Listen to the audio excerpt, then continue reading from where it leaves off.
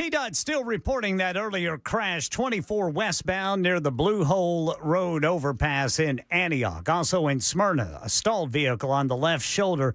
That's 24 westbound near the Rocky Fork Road overpass. I'm Ken Weaver.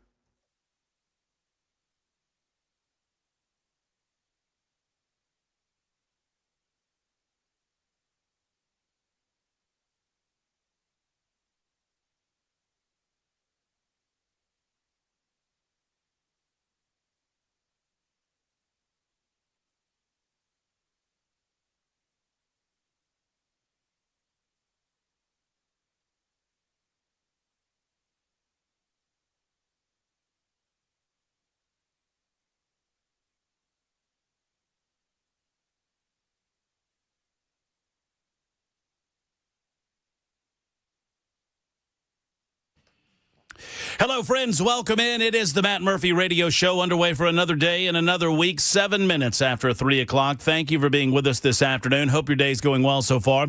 Absolutely gorgeous out of doors.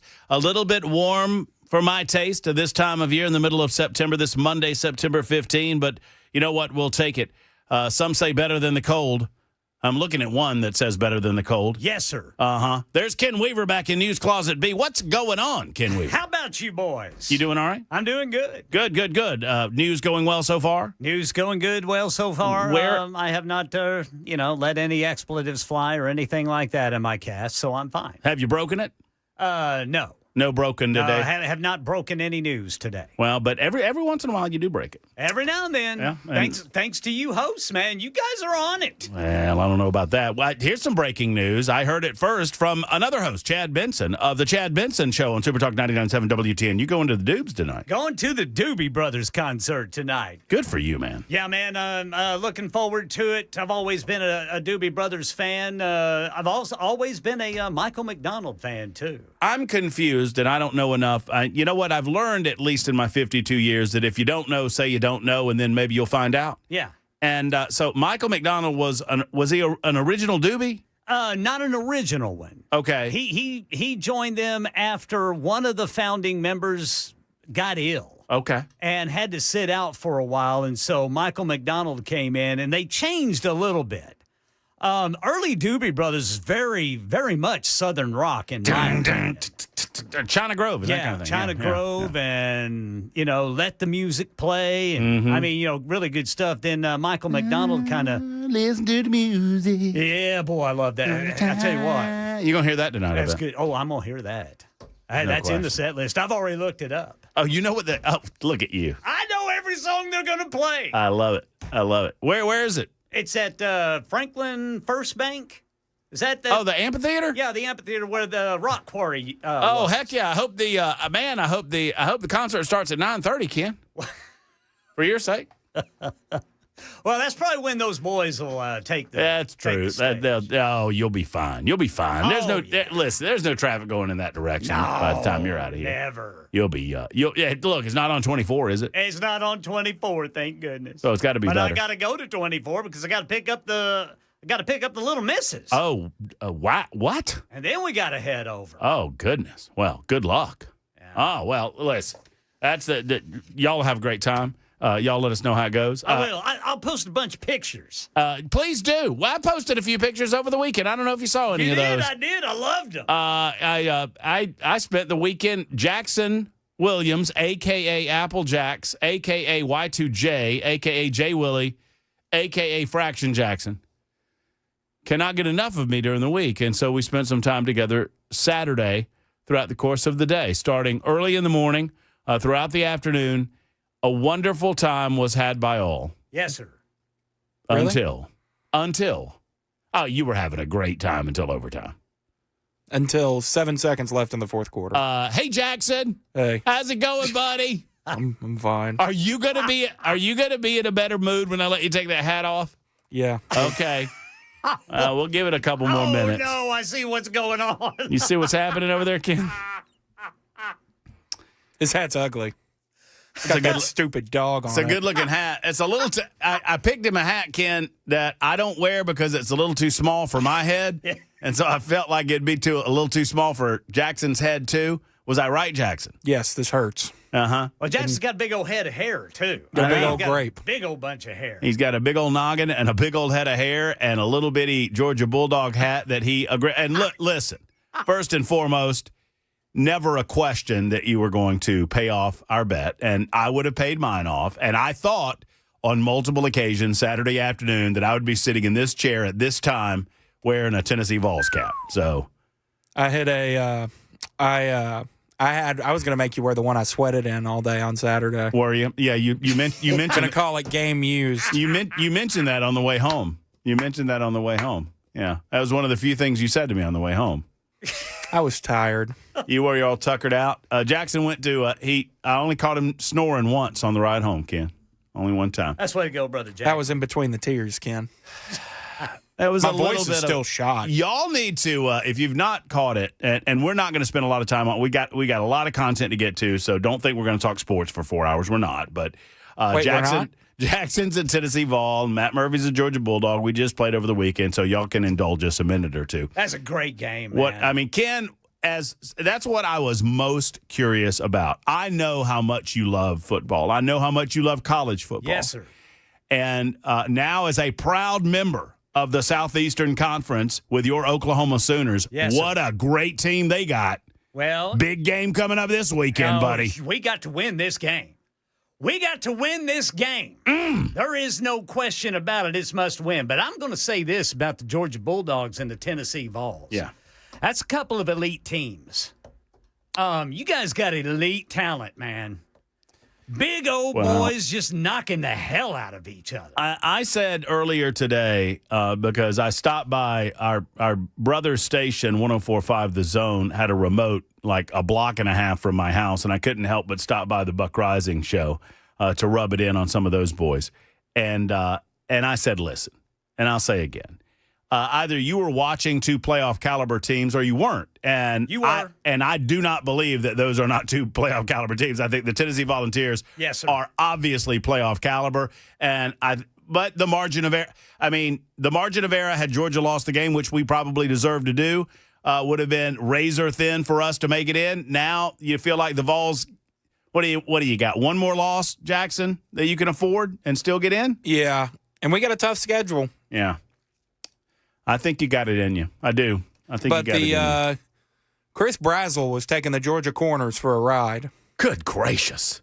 That grown, you-know-what man was just, my Lord. The Vols wide receivers are grown men. They are big. They're dudes. big and they're fast. What was his name? Brazzell? Chris Brazzell Jr. Ken, I don't know if you saw it on television at home, but in the stadium it was pretty obvious. At one point, that big man just told our cornerback to lay down on the field, and he would go ahead and catch that football and run it in for a touchdown. And that's exactly what they called it. You just go lay down, and I'm going to catch this football. And that's what happened. So are you guys, either of you, familiar with Josh Pate? Yes. So there is a close-up of that third Chris Brazzell touchdown where Josh Pate's jaw just dropped at the way that he just manhandled this poor Georgia corner. Oh, those were the good times. Those boys are going to be playing on Sunday. Those were the good times. My voice is still not recovered. It is, man. Listen to Brother This Jackson. is the most depressed Jackson has sounded all weekend. Part of it's I can't talk. I yelled too much on Saturday. You did a lot of yelling. And there was a few, what were those, lemonades that you were drinking? Oh, I thought you meant expletives. Oh, no. I was There were a talking lot about of those, too. the lemonades. Those look very tasty. They were. Yeah.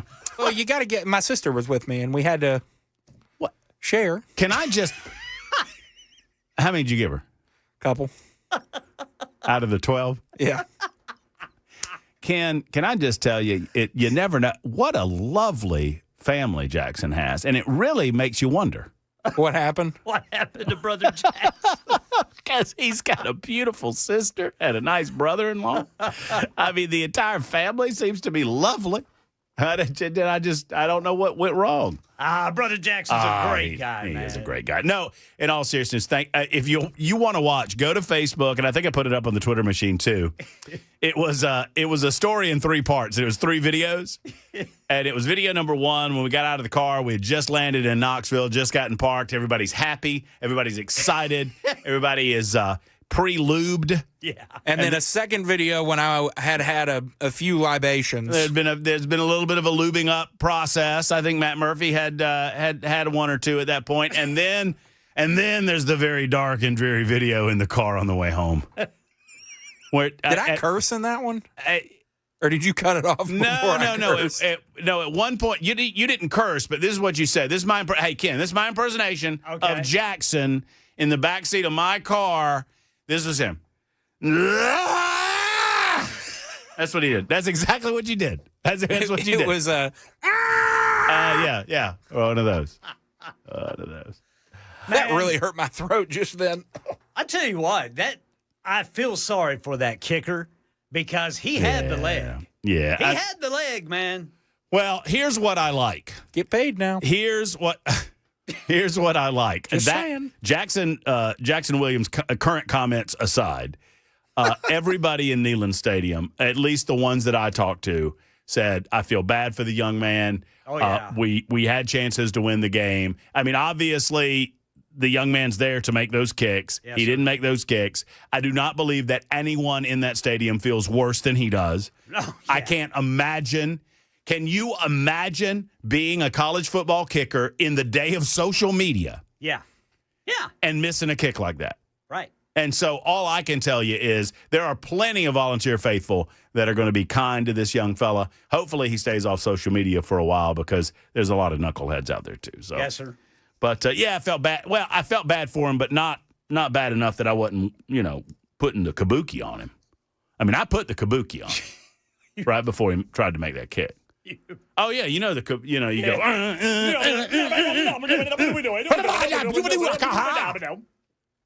And I said, kick it right to Jackson. And he did. He did. Jackson, unfortunately, was in the corner of the end zone. Not behind the goalpost. And not behind the goalpost. Nelson, be nice. Nelson. Oh, man, what's Nelson saying? Nelson's saying nasty things about the kicker. Don't say nasty things. No, you can't do that. That's for private. That's for private. That's for your group chats. All right, so let's. So that's that. We perhaps will delve back into the football conversation. And by the way, somebody said that both the University of Tennessee Volunteers and the University of Georgia Bulldogs could beat the Titans. I don't know about all that. I don't know. Chris Brazzell. Man. Is Brazzell on the team? Can we combine the best players of both? I think we can take them on. What did you take your hat off for? Oh, we were done talking about football? Yeah. You thought that was your cue? Head getting hot? It hurts. Heavy is the head that wears the crown. It's just squeezing my head. And no, it's too small. I knew it's too small. That's why, because I didn't want any of your Vol sweat on any gear that I actually wear. And we were trying. Hey, Ken, I'll say that we thought we had him a Christmas dog hat. I got one that's all lined in fur. It says "Go Dogs" on it. I love a beanie. It's got a little, one of those balls on it. Yeah. With a little dog hanging on the ball. Couldn't find it. Couldn't find it. You want me to buy you a beanie? Did you just ask me to buy you a University No, I said of Georgia I would have Bulldog loved beanie? a beanie. Oh, okay. Duly noted. If we meet again. If we might meet again. We'll see you in Atlanta. Teams in the SEC can play 3 times now. I wouldn't be surprised. Got to get past those Oklahoma Sooners. Oklahoma Sooners pretty good. At least now we know that the quarterback for Tennessee's legit. That's my last comment on it. Absolutely. 100%. No fear. Oh, no. No fear at all. Y'all need to y'all heard that they fired the UCLA coach. Y'all walk with me here on this one football thought. All right. So they fired the coach at UCLA where Nico is now. Yeah. Where he went to lose games and play in front of nobody and make less money. So really smart decision, young man. Brilliant decision. So here's what I would encourage the Vol faithful to do is to encourage him to go ahead and because there's a transfer rule, Ken, that allows if your head football coach is fired, you have a 30-day window that you can transfer. Really? Yeah. Oh, I didn't know that. Yeah, the players of the team, they put it in there to, make it fair because if the coach, recruited, I'm going to be here for 4 years and then he jets, give those players an opportunity to leave. So there's going to be a transfer window and Nico I can't say it. Iamaleava. There you go, Weaver. Man, he's the best in the business, Nico can transfer. So I think that the Vol faithful should offer him a couple bucks to come be the backup. Well, he would be the backup. He would not be the starter. He would most certainly be the backup. All right, let's listen. There's a continued fallout in the assassination of Charlie Kirk, and we're going to talk about that this afternoon, obviously, throughout the course of the afternoon. We're going to speak with Senator Jack Johnson about some of the fallout that's happening right here in the state of Tennessee. Firings, online explosions. There was a firing at the University of Tennessee, a professor. I do not understand what you people don't understand about this. And maybe you're so misguided. Maybe you're so blind to it. Perhaps you're just nose blind, narcissistic, ego-driven. I don't know what it is.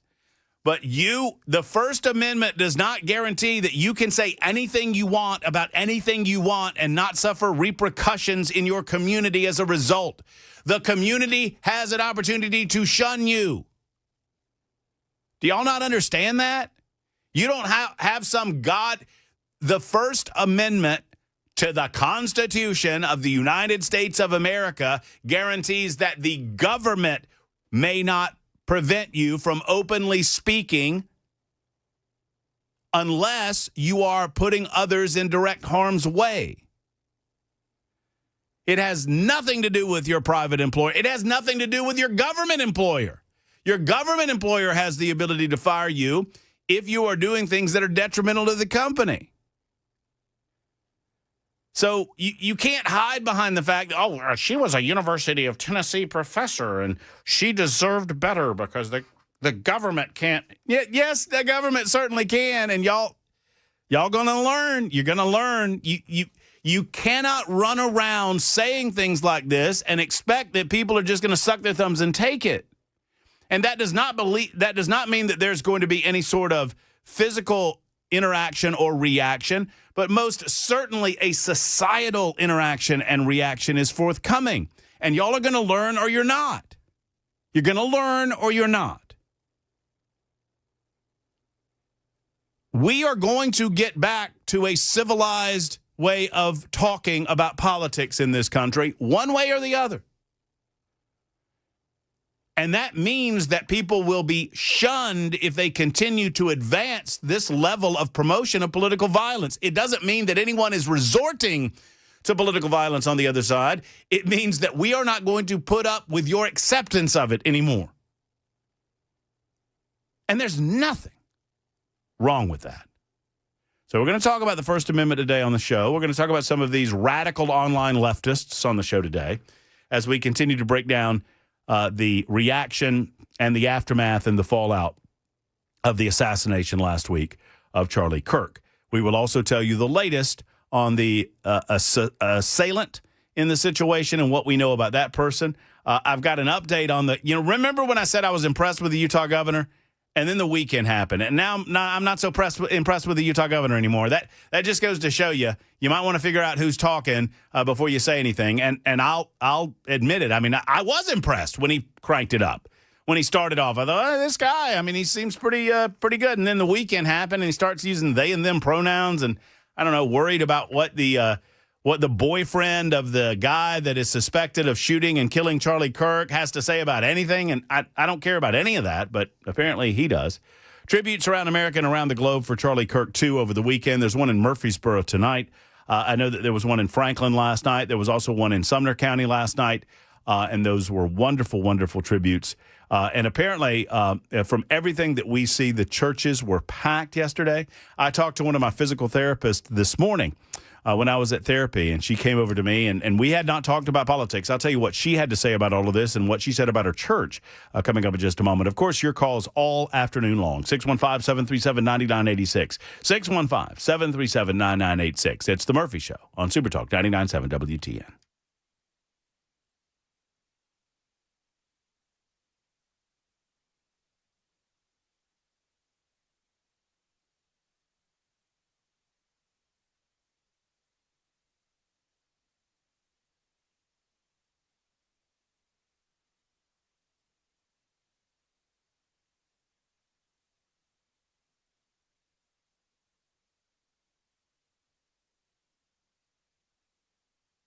Hello, friends. Matt Murphy for U.S. Pest. And now's the time of year when the mornings are a little bit cooler. And I know that today it's a pretty hot day, but we'll get to those cool, brisk mornings where the bugs and the spiders and the pests and the mice and the roaches, they want to come inside of your home. They want to take advantage of the warmer conditions under your home or in your home. One of the reasons that crawl space service is so important is because we want to make sure that the bugs aren't coming in from the bottom of your home and getting in that way. Whatever way they're allowed in, they'll get in unless you develop a protective barrier through U.S. Pest. And that's what U.S. Pest does. They protect your home. It's almost an invisible barrier of protection through full-service pest control, termite protection with 100% money-back guarantees. Just call the team at U.S. Pest today. They are patriots. They love these United States of America, and they hate bugs, and they can help you with monthly service or one-off service. All you have to do is ask, and they will tell you what you need. I recommend the monthly service. Let's get protected year-round with U.S. Pest. 590-1260, 590-1260, or uspest.com.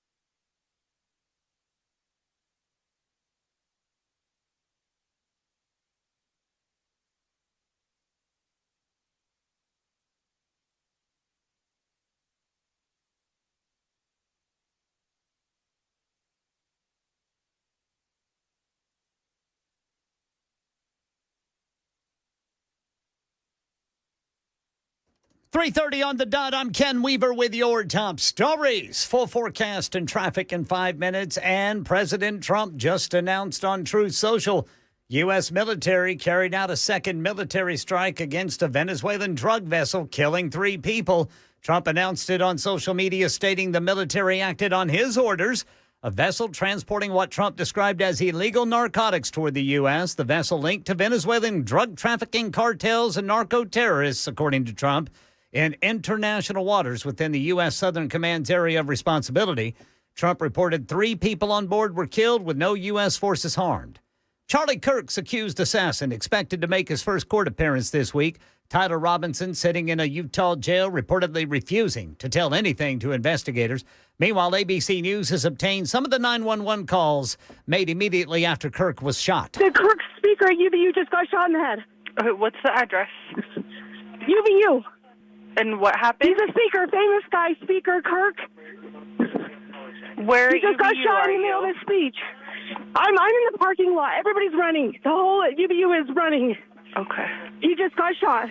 And tonight in Murfreesboro, Turning Point USA and Club America holding an evening of prayer remembering Charlie Kirk. That starts at 7 near the fountains at 1500 Medical Center Parkway. Right now in Tennessee, Memphis Democrat Mayor Paul Young not happy about President Trump's plan to send the National Guard in to help curtail crime. Memphis Republican State Senator Brent Taylor telling WTN's Nashville's Morning News with Dan Mandis the mayor can partially blame the prosecutor, DA Stephen Mulroy, whom Senator Taylor says would not get reelected if he ran because he's too soft on crime. The black community is absolutely fed up with the crime that's going on in their community. Most of the crime is occurring in the African-American community, and that was the base of his support when he ran. Stephen Mulroy elected as DA in Shelby County in August of 2022, and in Tennessee, DAs serve 8-year terms, so his next election will be in 2030. And as tensions in Eastern Europe reach a fever pitch, Russian forces launch military war games in Belarus, one of their key allies. This comes less than a week after Russian drones entered Polish airspace, and the war in Ukraine shows no signs of letting up. ABC's Patrick Reevell is in Belarus, got a glimpse into these military exercises, and says due to the war in Ukraine, they are smaller than they once were. These exercises are really very diminished compared to how they usually are because Russia is not able to spare the troops because they are too bogged down in Ukraine. But it certainly is causing alarm. Poland has closed its border with Belarus and has also deployed thousands of troops in a show of force. That's the latest news, traffic and weather next. I'm Ken Weaver, WTN News.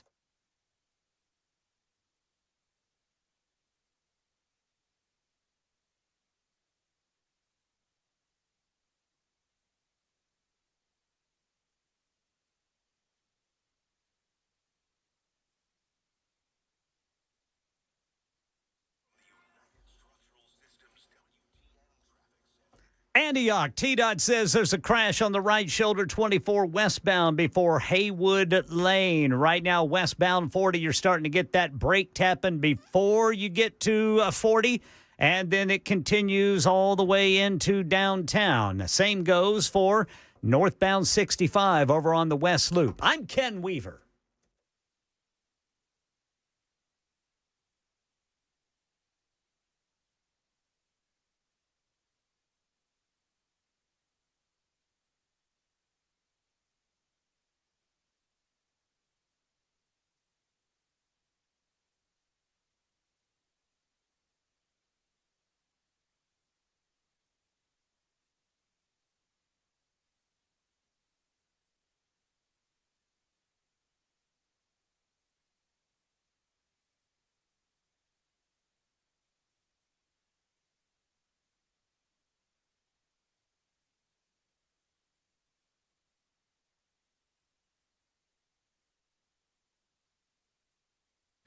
Hey, friends, Matt Murphy, and, we talk about computers more and more, almost seemingly on a daily basis, and we need them in our lives, and I understand that they can become somewhat of an encumbrance to human interaction, but they're also so very necessary if you're a business owner.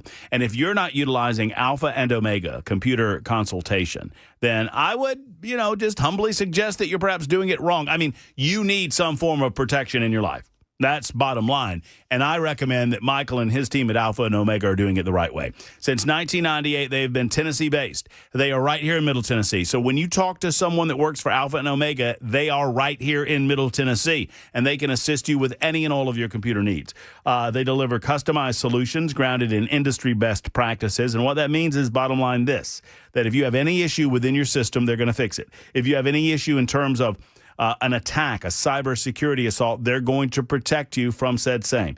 14 successful ransomware attacks happen on a daily basis. And it's sad but true that you are you are vulnerable to one of these unless you're protected. And they can protect you at Alpha and Omega. Go to ANO.net, A&O.net, or 615-784-0096, 784-0096.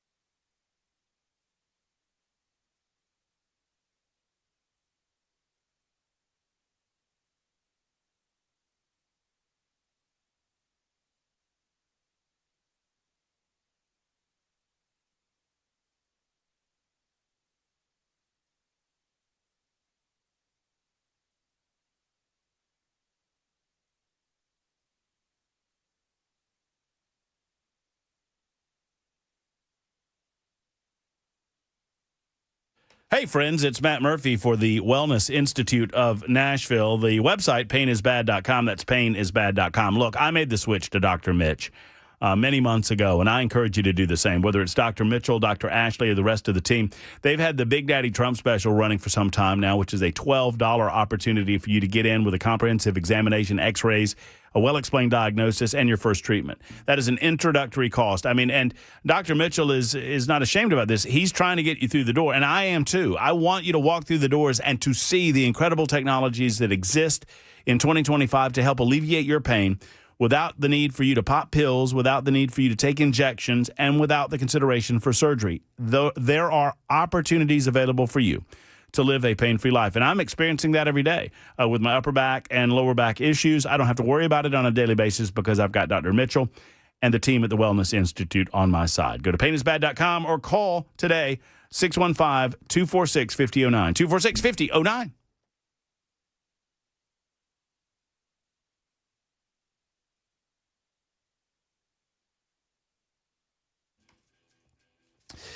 Oh, yeah, there are a lot of vigils that I will be telling you about throughout the course of the afternoon that are going on today. There's one particularly in Murfreesboro at 1500 Medical Center Parkway, which is very near downtown Murfreesboro. I'm hopeful to be able to speak with our own Chris Hand about that because I know Chris is going to be there tonight. Chris, if you're listening, I have yet to send you a text, but I'm going to send you a text in regard to getting you on later on to talk about that event. There's also one candlelight vigil and prayer vigil at 6:30 tonight in Woodbury on the town square in Woodbury, Tennessee. We saw a vigil last night in Sumner County. We saw, I did not see, but I saw online. There was one in Franklin, and I believe our next guest at least visited the Franklin event for a few minutes. He is Senator Jack Johnson. We invite him on the show to talk about some of the fallout and just to get his thoughts on where we are as a society, where we are politically, where we are as a culture, and we appreciate his sage wisdom on these matters. Thank you for being here, Jack. How are you? Thanks, Matt. Appreciate you having me on again. Boy, it's been a crazy week. It has been. It's been a very tough week for our nation. Tough conversations going on with families and fellow conservatives about, why something could happen. At the end of the day, put all of the political pontification to the side. A 31-year-old man lost his life. Mm-hmm. And he was a husband. He was a father to two beautiful little children who will grow up without their father. And we have to start there. Mm-hmm. Tragic, senseless loss of life. And, my heart aches for his family. Well, I said last week, and I don't pretend that it hasn't been said 1,000 times over, 1,000 times better, but at the beginning, you're dealing with someone who was a faithful person, and that gives you a sense of comfort that if you are a believer, Charlie Kirk was most certainly a believer too, but that does not change the fact that a wife and a mother has to go through life without her husband, and children have to go through life without their father, and instead of memories, they have stories, and it is a tragedy, no other way to put it.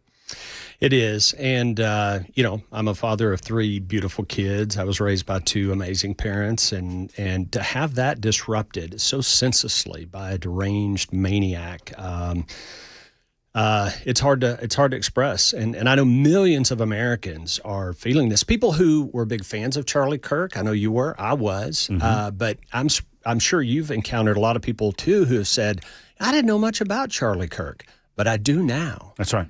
And millions of people now are being exposed to his gospel, and because he was an amazing spreader of the gospel and his faith, and he wasn't afraid to talk about his faith.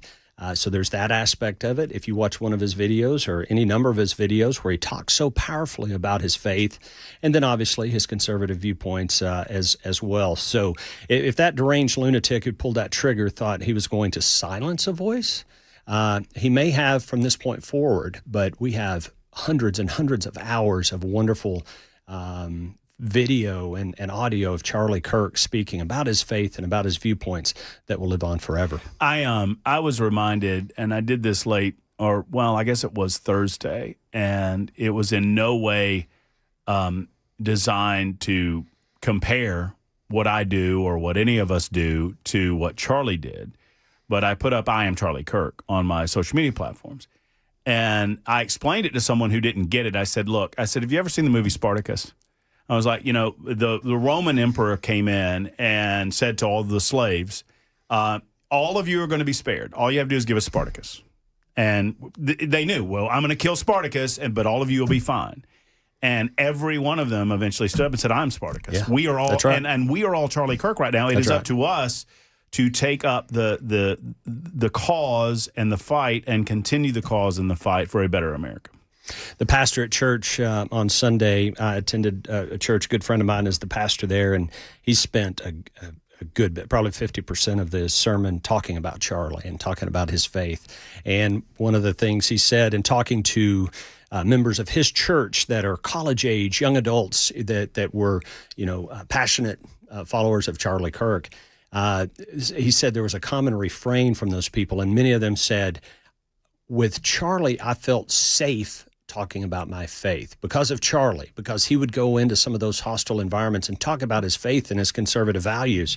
He inspired lots of young people to do that. Mm-hmm. And so I hope that every one of them is also standing forward and saying, I'm Charlie Kirk. On the flip side, you have so many angry people online. And last night, I was trying to figure this out, and I've been trying to figure it out, that what would lead individuals, not just deranged people, I can't think of a better word, but, people that we see in daily life that have reputable positions in daily life, feeling the desire, the compulsion to go online and publicly talk about how happy they are or whatever. And they justify it by saying, using language like fascist, hate monger, and these types of things. And I realized last night, Jack, none of them have ever heard Charlie Kirk. That's right. That none of these people, and I would, and I'm going to do a little more of this, after our conversation. But I would challenge anyone that feels that way to call me and tell me why. And I won't even get in the way, because I would dare say that none of them ever listened to Charlie. Because if they did, they would recognize that, of course, he had very heartfelt and very strong viewpoints on a lot of issues.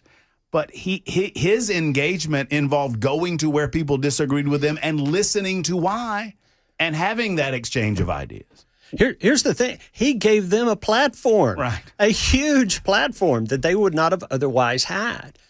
And he invited them to come up and prove him wrong. He invited them to come up and debate. He tried to keep it respectful. Sometimes they would get disrespectful, but he never attacked people. I've yet to see any video of Charlie Kirk where he attacked anyone. He attacked viewpoints, and he gave a respectful forum where people could express their viewpoints. And certainly never once did I ever hear. I don't think Charlie Kirk ever advocated for violence, ever. No, I can't. I feel like over the last several days, had there ever been a time, it would have come out. Somebody would have found it. That's right. And the one few instances that the political left sadly feels like they can lean on, they're taking completely out of context. Charlie Kirk did, and I could do 3 hours on this, but Charlie Kirk did say that the Second Amendment is worth defending, even if there are gun deaths, and I would defend that comment and defend that statement. If you listen to the entire thing or read the entire thing in context, that's exactly how can you disagree with it? It's a perfect analogy. Over 50,000 people die in car wrecks every year. That's the analogy he used. Are we going to ban driving? Right. No, we're going to allow people to drive. If you listen to or read the entire transcript of what he was saying, it's perfectly rational. And it's a little bit ironic that he's being called a fascist by those that did not know him today. And the very core fiber of his being believed in those things that prevent fascism in this country, including the Second Amendment. That's right. Our Second Amendment rights are the foundational rights that prevent a fascist dictator from taking over the United States of America. That is exactly right. And also in a true fascist type of regime, you don't have the First Amendment. You don't have the ability to express your viewpoints. That can be taken away from you or at least subdued. And he was all about the First Amendment. He was all about talking. Well, but the First Amendment certainly gives us an opportunity to speak truth, whatever that might be, in whatever arena that might be in. But it is not a free pass to say anything you want to say without ramifications. And I think some of our, quote unquote friends are learning this across the state of Tennessee. We're seeing it a lot on college campuses, a lot in school settings. Any thought on why that is? Well, we've long known, or at least suspected, and it's more so in certain academic environments than others, that it is very lopsided. And even in Tennessee, there are some institutions of higher education where there have been attempts to suppress conservative voices. We've passed very strong legislation to make sure our college campuses are places where all viewpoints can be heard and respectfully and debated. But I will say this, if you're in a position where, really any position, but focusing on academics, whether you're in a high school or you're on a college campus, and you are so self-unaware that you take to social media to celebrate a horrific act such as this, where a 31-year-old husband and father of two beautiful children was assassinated in cold blood, and you're going to justify that, rationalize that, or defend it, celebrate it in any way, you should be fired. You have no business on a college campus, in a high school classroom, in any place. Private sector employers, I would encourage you to take a really hard look at how that reflects on your company. But I'm so proud of the University of Tennessee, East Tennessee State University, Middle Tennessee State University, Austin P.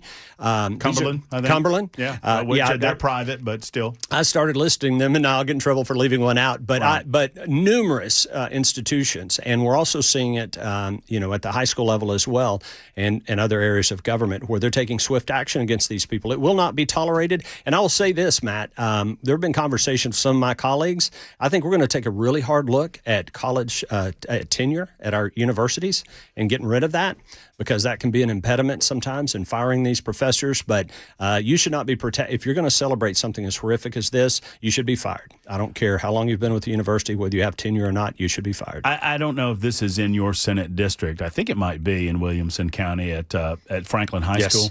Yes. And there's a teacher there that has gone off on a tirade. I'm not going to repeat what she says. It's awful. But it's awful. It's horrific. And you're saying that she needs to be fired. I've made that public declaration. I have as well. And I believe the steps are being taken within the Williamson County school system at the administrative level for that to happen. And I have called for her firing, as has Marsha Blackburn, as has Representative Jake McCalman, Representative Lee Reeves, numerous others have called for that. And I know a number of my school board friends on the Williamson County School Board, and certainly thousands, if not tens of thousands, of parents and Williamson County students in that school system are mortified by that, and we shouldn't stand for it. They should be fired. Well, and once again, you are not being jailed. You can have some of the most horrific positions imaginable in this country, and I cherish the ability that we grant in the United States of America through God, through God's providence, Absolutely. and through our Constitution, that you can believe what you want to believe. And you could even say up to the line that you're endangering other people what you want to say, but you don't have a right to employment. You don't in one of our public universities or a public school system. Not. That's right. And I'm so glad you said that. You haven't, nor have I, advocated for any violence against these people. Wish them no harm. I wish them no harm. You know what I wish? I hope they go look at themselves in the mirror and take a really long thought about what they did and what they said, and maybe pray to God for forgiveness and repentance, come back and retract those statements, and learn to live a better life. That's what I hope for them. I certainly wish no violence or any harm to come of them, but the way you articulated it is so good that the First Amendment protects you from the government taking action against you because of some activity. I have been protested. I've been called a lot of really, really nasty things in my capacity as a state senator, and I defend their right to say it. I celebrate it. Well, and some people have a difficulty understanding the difference between a role like a university professor, even an institution like the University of Tennessee or Middle Tennessee State or ETSU, that get money from the government. They have an ability to run a business and to do the function of their role in society as best they can. And if you bring that institution into, I think it's disrepute, and there's some particular verbiage there, they have an opportunity to fire you. We're a right-to-work state. Yep. And a right to fire state that carries over in some ways into the public sector as well as the private sector. So if y'all want to challenge that and suggest that you get to say anything you want to say because you're a government employee, y'all have at that and enjoy that time in court, because it probably will be short-lived. Every company I've ever worked for, I've owned companies and employed people, and I've also worked for companies. There's always been a code of conduct that I had to agree to before that employment ensued. And it typically revolved around doing something that made the company look bad or bringing disrepute or disrespect or something bad to the company. I think the same applies to our public university system, our public schools. And if a teacher does not have the sense to be able to not celebrate something that's horrific, then they deserve to be fired. Where do we go from here? I'm always trying to find the glass half full. I'm always trying to find, and Romans 8:28, I believe it is. It's good can come from those who find their purpose in God. And I'm paraphrasing. Forgive me for not getting the scripture exactly right. And so you have to turn to faith in these times of darkness, and you have to pray and for comfort and peace. And millions of us are praying for Erica and her children and all of those who are close to Charlie. But I will say millions and millions, tens of millions of people are being exposed to the brilliance of Charlie Kirk and his ability to express his faith and his conservative values. And I hope that good comes from that. Watching these vigils taking place all across the country. Again, as I said, this deranged madman was trying to silence someone, and all you did is amplify his voice many, many times over. You mentioned in the final minute that we have or so, you mentioned the possibility of looking at how our teachers are protected through tenure. And it's been a long-standing curiosity of mine how they found a way to shield themselves from dismissal, and you think the General Assembly will take a look at that? I'm confident of it, and I can almost understand how tenure maybe came about. It was to protect people who wanted to explore different ideas and different thoughts, and after a certain amount of time, and you gained a certain amount of respect within academia, you obtained tenure, and it gave you a degree of freedom. Sadly, however, as with many things like this, when that is being abused and it rises to the level of indoctrinating our kids, trying to contaminate their minds with liberal Marxist ideology, and not allow refuting argument from capitalist and free market people. And have a healthy exchange of ideas. When you're eliminating that, then as far as I'm concerned, you've lost your right to any kind of protection from tenure or otherwise. Finally, you mentioned that you got a chance to be at the vigil last night in Franklin. How was that? It was touching, and unfortunately it was very brief for me because I was in between other events, but I don't know what the final count was, but it was thousands, and that's my hometown. I live 2 miles from the square. Kind of make you feel good. It really does. It's just the feeling you got. I mean, I don't know how to say it. God was present. God was there, and people honoring Charlie and praying, and praying for our nation and praying for he and his family and all of that. It was incredibly moving. Wish I could have stayed longer than I was there, but I also know there were others. There was another one in Thompson Station, also in my Senate district. Sumner County. Sumner County had one, and obviously the big one coming up. I think this weekend. I think out in Arizona with President Trump, and that's going to be magnificent. Of course, it'll be televised and all, so a lot of folks will be watching. Jack, thanks for stopping by. I know we originally wanted you to stop by for political reasons. We'll do that later. Aside. We'll do Let's that do later. that later. I appreciate your guidance and everything you do for the state of Tennessee. Thanks, Matt. There's Senator Jack Johnson. We'll be back in a moment, 55 after the hour on Super Talk.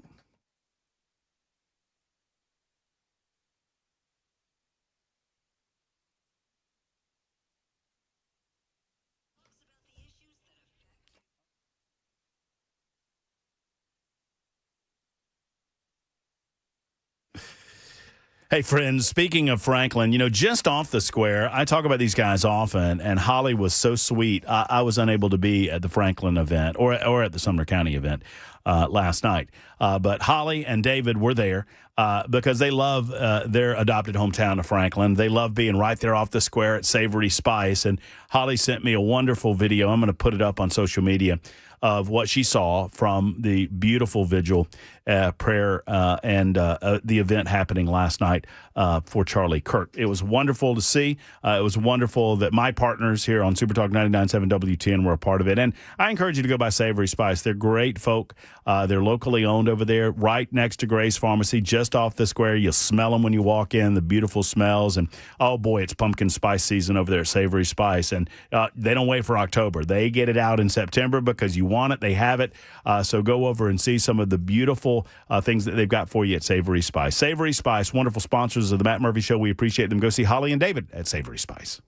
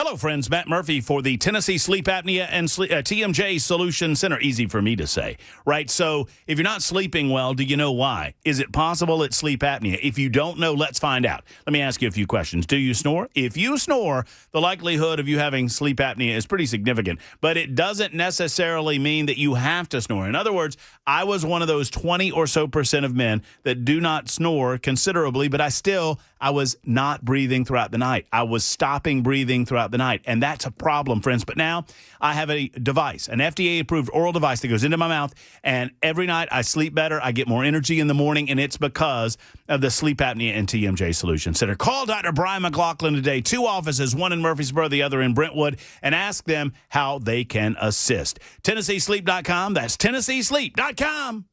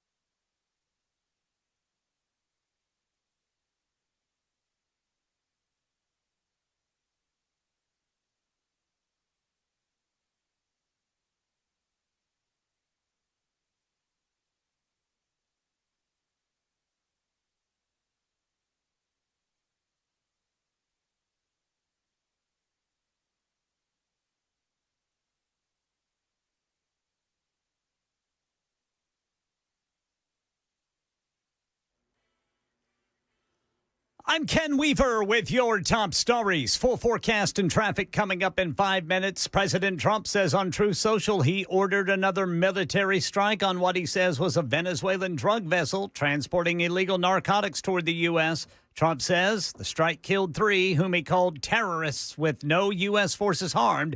Happened in international waters with the U.S. Southern Command's area of responsibility.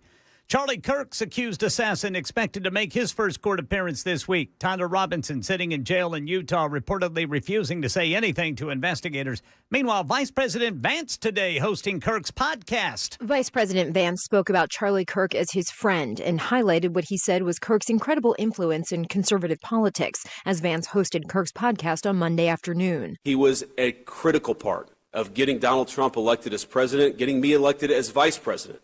And so much of our success over the last 7 months is due to his efforts, his staffing, his support, and his friendship. Vance also echoed recent comments from President Trump, saying he believes that, quote, left-wing extremism contributed to Kirk's death. The motives of the suspect, Tyler Robinson, remain unclear.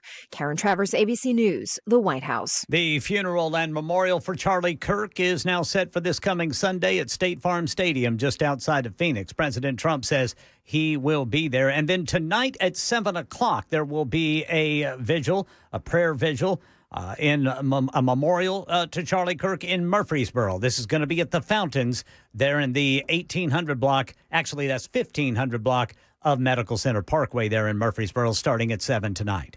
Right now in Tennessee, Democrats, including the mayor and others in Memphis, claim President Trump's plan to send in the National Guard is not needed and will not work to curtail crime, citing Memphis Police Department statistics claiming a reduction in violent crime since last year, but Memphis Republican State Senator Brent Taylor telling WTN's Nashville's Morning News with Dan Mandis. Even if it is down a little bit, drowning in 10 feet of water feels just like drowning in 7 feet of water. And we have to get this crime level in Memphis down to a manageable level. Timeline for the National Guard deployment in Memphis has not yet been finalized. Trump administration officials say they've reached a framework of a deal with the Chinese on the ownership of TikTok. There are no details being announced, but U.S. officials say President Trump and Chinese President Xi will provide those details later this week. That's the latest news. Traffic and weather next. I'm Ken Weaver, WTN News.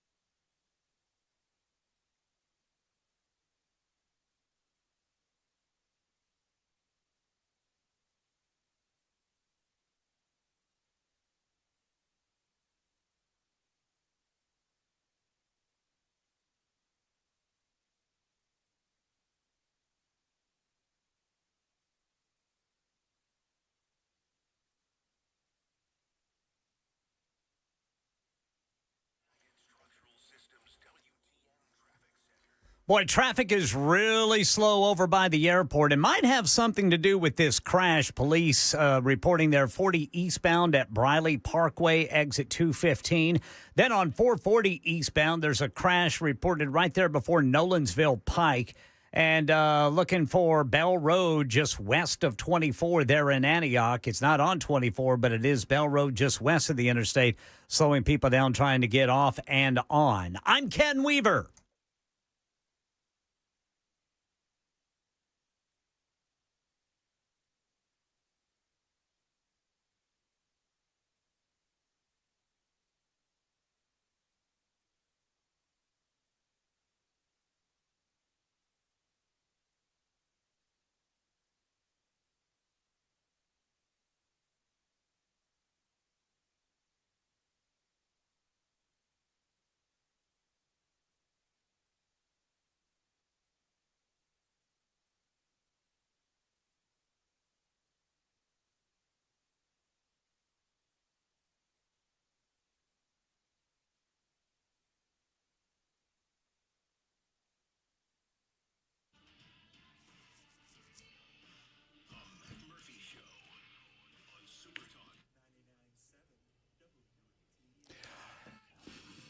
All right, here we go.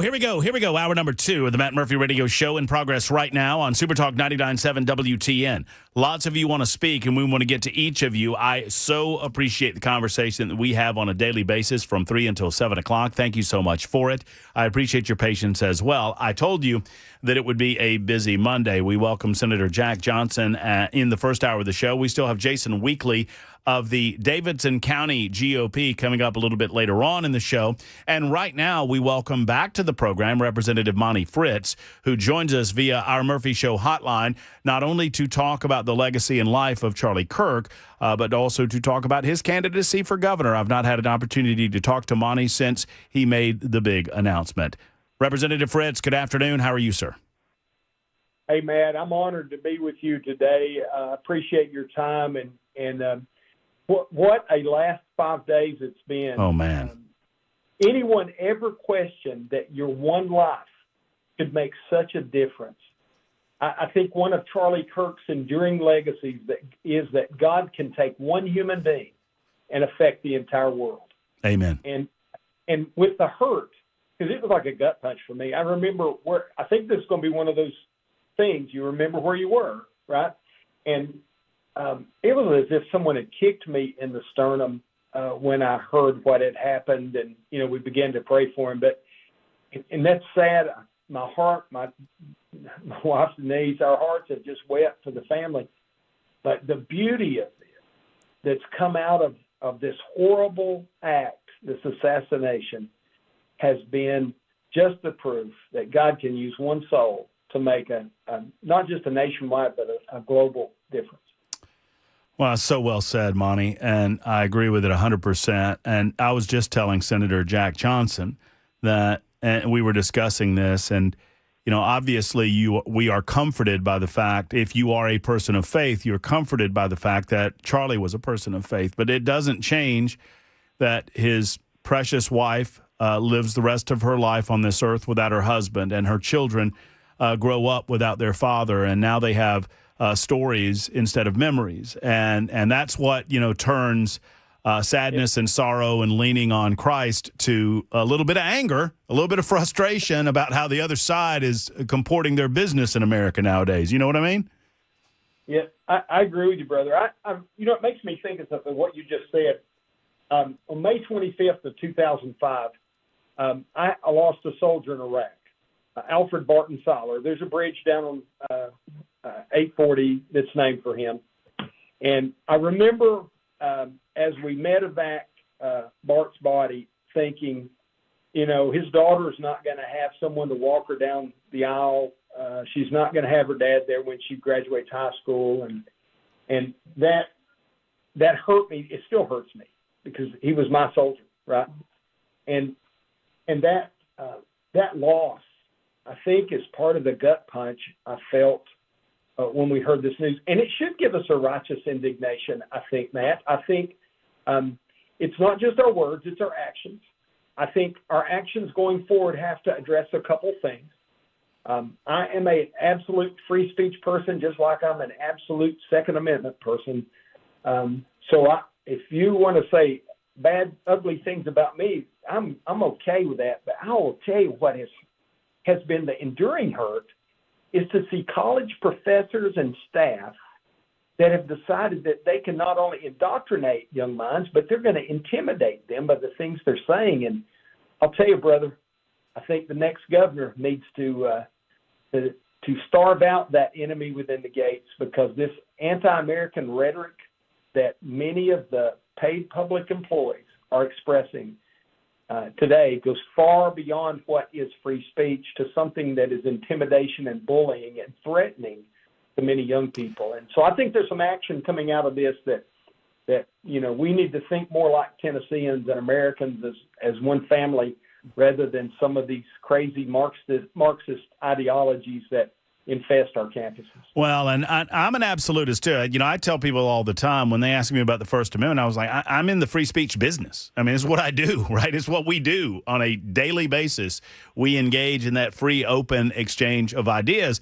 But that doesn't mean that I can't say something that my employer will then come back and say, you know what, we think you're out. That is over the line or whatever. Bottom line is this: no government entity is going to put people in jail for even saying the most heinous of things that do not direct. I mean, obviously, you can't put people in direct harm's way. That's a bridge too far. However, that does not immune these folks. And I'm just fascinated, Monty, at the number of people that think they can say the most disgusting things online and their employers aren't going to respond by firing them. Well, I think, Matt, you hit the nail on the head. You can say any ugly thing you want to me, and you should never be put in prison or jail for it, right? But it doesn't mean that the person who employs you can't decide that you're not beneficial to them. And in some cases, the state of Tennessee, I think we're going to have some responsibility to act. And to be honest, I'm a little disappointed in some of the leadership in some of the schools that we've allowed this culture to develop. We keep sending a message from the General Assemblies. We're not going to tolerate this wokeism and indoctrinating our children, our young people. And it's almost as if they're like, well, we don't have to listen to you. Right. And I, again, lots of passion in that, much like you, brother. I have, it hurts me, and that righteous indignation kicks in. But I do think there's a couple things that we can do, and I think some of this is addressed best in the budget, because one of the greatest performance measures and accountability measures that we can utilize in government is what you fund.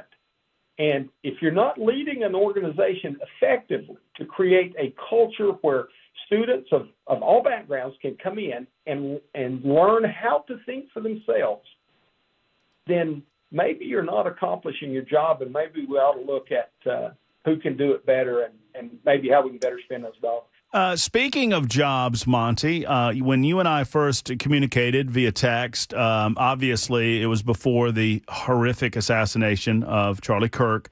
We wanted to have you on, and we're going to do so. Plenty of time, obviously, between now and next year. But you made the decision, and I watched as you made the announcement on Chris Hand's show on this radio station that you are running for governor of the state of Tennessee. Just for those who have not heard, the elevator pitch, as they say. I mean, tell me why. I mean, tell me what has led you to this moment in time where you feel like you're compelled to run.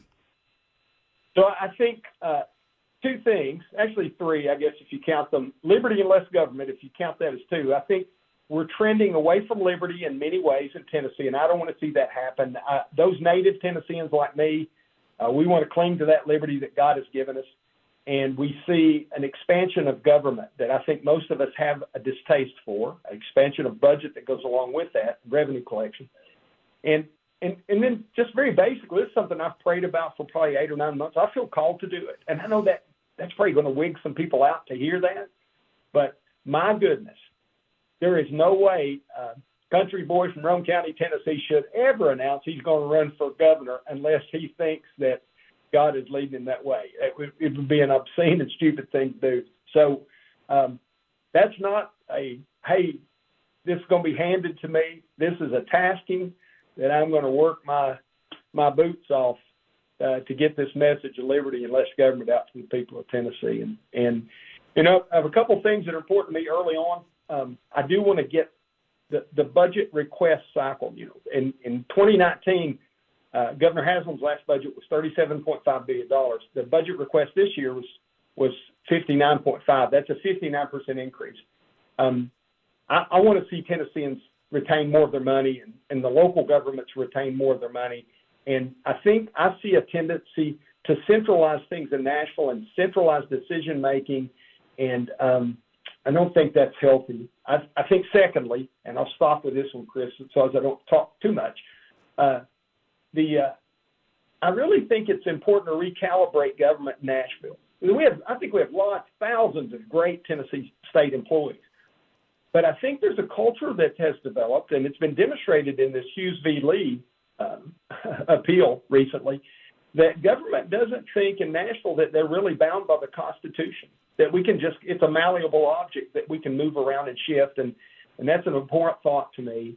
And I think that the other part of that is many of the executives, senior level, from all the feedback I get within my district and other parts of the state, is often they just don't act like they think they work for the people in Tennessee. And so I think there's a recalibration needed. I've led some pretty complex things in nuclear business that I've worked in and learned how to lead people doing that. And I've led on the battlefield, and I'm okay making hard decisions. I think we need a little more country boy and a little less establishment politician, D.C. politician in politics in Tennessee, and I intend to bring that. Listen, anytime we can bring more country boy to the party, I like it. I love that. So I'm all in on that. On the real quick, and I don't want to get too far in the weeds because we're going to have plenty of time to do that over the course of the next year, but on Hughes v. Lee, a lot of my listeners want to accuse or want to wag the finger at Skermetti. I don't think Skermetti's bound to defend the law passed by the General Assembly and signed by the governor. And I don't fault him so much on this as I do those that brought this to the table to begin with. Do you share that? I think that if I understand your question, I bring the first fault to those racists 154 years ago that introduced a Jim Crow law that was probably targeting black men with shotguns. 100%. And so we agree on that. I think I like General Skermetti. I really do. I talked to his office recently, and I started out, I like to do this. I said, the person I was talking to, I won't mention his name, I said, I love you, man, but y'all dead wrong on this thing. I think that we won probably a great victory for crushing a Jim Crow law, a Jim Crow era law with the verdict from the Chancery Court. Agreed. And then I think that we, the General Assembly, have failed the people of the state of Tennessee. I've carried a couple pieces of legislation for firearms law, kind of known for that. We passed a big thing this year that GOA says we're the best in the nation in firearms manufacturing, protecting against frivolous lawsuits. And I'm proud of that. But that whole intent to go armed really puts us at a presumption of guilt. Mm-hmm. It says you're guilty and you have to have an exception or an excuse or defense by some of the other laws. Well, that's inverted from the American way. The American way is we're presumed innocent until proven guilty. And so I think we had an opportunity to fix that and accept that. I would have welcomed the governor calling us in or ourselves calling ourselves into a special session to then correct the language. I think there's a huge Second Amendment Tennessee values win in this that we're really messing it up. And so, I've written a letter respectfully asking the Attorney General to talk to the other defendants, primarily Governor Lee, and don't do this. We're giving the Republican brand, a horrible look with this. And so I've been really vocal about it. I'll continue to be. I think I was hired to stand up for the rights of the folks I work for, and I think I ought to. Yeah, my point, and we can talk about it down the road, but my point is Skermetti can only go so far to try to convince Governor Lee to drop the case, and if the defendants refuse, then it's ultimately his responsibility to bring the case. My point being is that I hope and wish that the General Assembly will repair the language as best they can and get something to the governor, and I hope that Governor Billy would sign it. I would hope so, too. I will tell you that, unfortunately, many of those that work against your rights are the same ones in this matter, are the same ones that have been working against them. I have state employees come into my office. I see state employees come into committees and testify openly against the rights of Tennesseans. And, we can have dissenting opinions about things, but when someone is on the clock basically lobbying against your right to keep and bear arms, I think that's important. I was listening to news and all the hubbub about Trump sending guard to Memphis, guardsmen to Memphis. I used to be a National Guardsman. I think we've done this with the appeal, Matt, and I think this troubles me the most. I think that we have created a climate or a culture where we keep pushing on this. We're going to retain this intent to go armed. We've made the average Memphian less safe.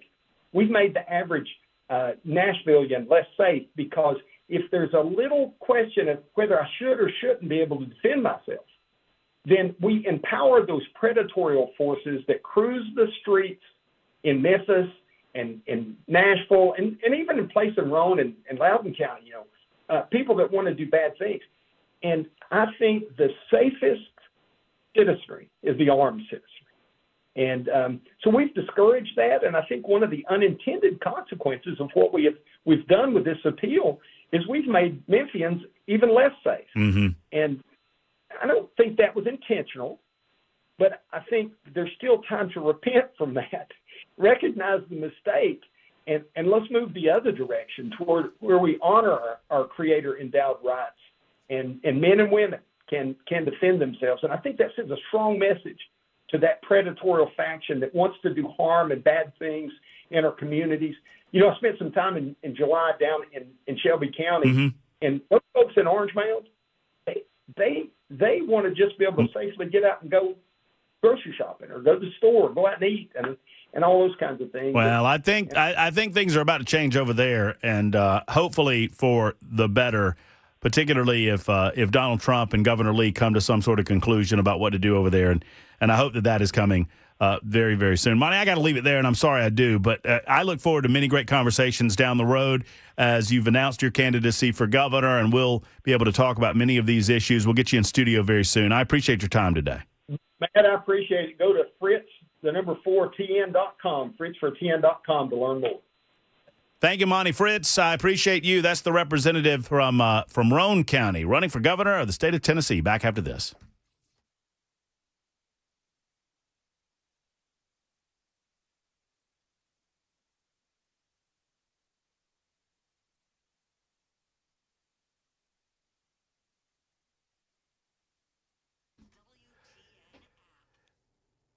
Hello, friends. Nashville Safe House is simply the finest when it comes to selling you wonderful quality safes. And right now, we've got a very, very special deal to tell you about. It's their largest sale of the year. And I'll be talking with Mark himself about this incredible deal. You already know that there are no sales tax on gun safes at Nashville Safe House. Only certified crews can deliver and install your safe in your home or your business from Nashville Safe House. But now they're beginning their largest sale of the year with double rebates up to $800, special pricing and discount on so many of the safes that they have in stock. We always want to emphasize one point. They have the right safe for you, right? The largest selection of safes in the Southeast, in Middle Tennessee, and I would dare say in the United States of America is right here on 4th Avenue South in our Music City, in Nashville, Tennessee. They have more safes on display than other dealers have in their entire inventory, and they have double what they have on display in the warehouse. That's what it's all about. So visit the Safe House showroom and let the safes experts help you select the best safe for you with the biggest sale going on this year at Nashville Safe House. More information about special pricing and discounts, go to NashvilleSafeHouse.com or 4th Avenue South in Nashville.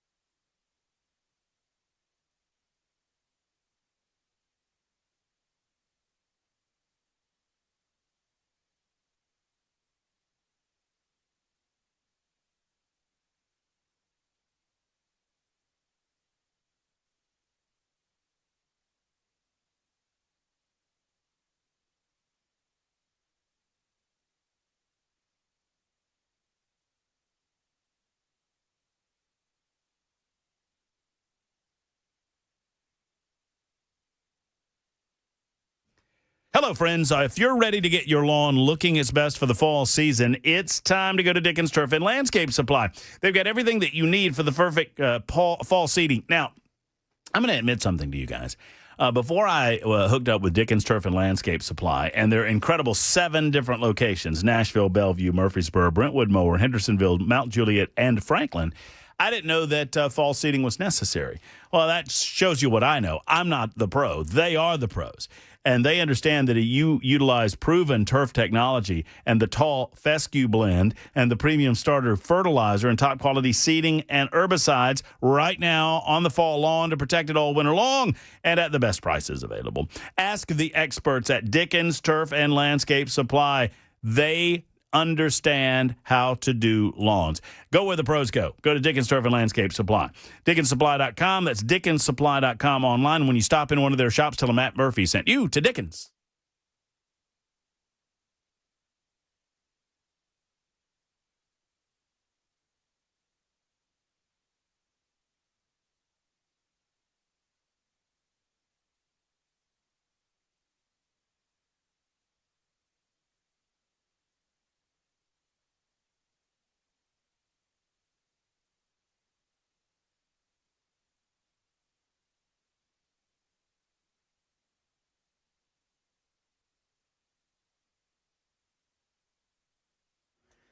President Trump has signed the order to send the National Guard into Memphis. This story and more coming up at 4:30 on Super Talk 99.7 WTN. All right, that's big news. We'll get into that momentarily. Super Talk 99.7 WTN. Also big news, the United States president allowed for a strike. A second narco boat from Venezuela has been blown up as it was making its way to the United States. Look, you blow up enough boats with enough fentanyl on them, and maybe the narco-terrorist will realize that perhaps it's not in their financial or best interest otherwise to send their poison to the United States of America. How about that?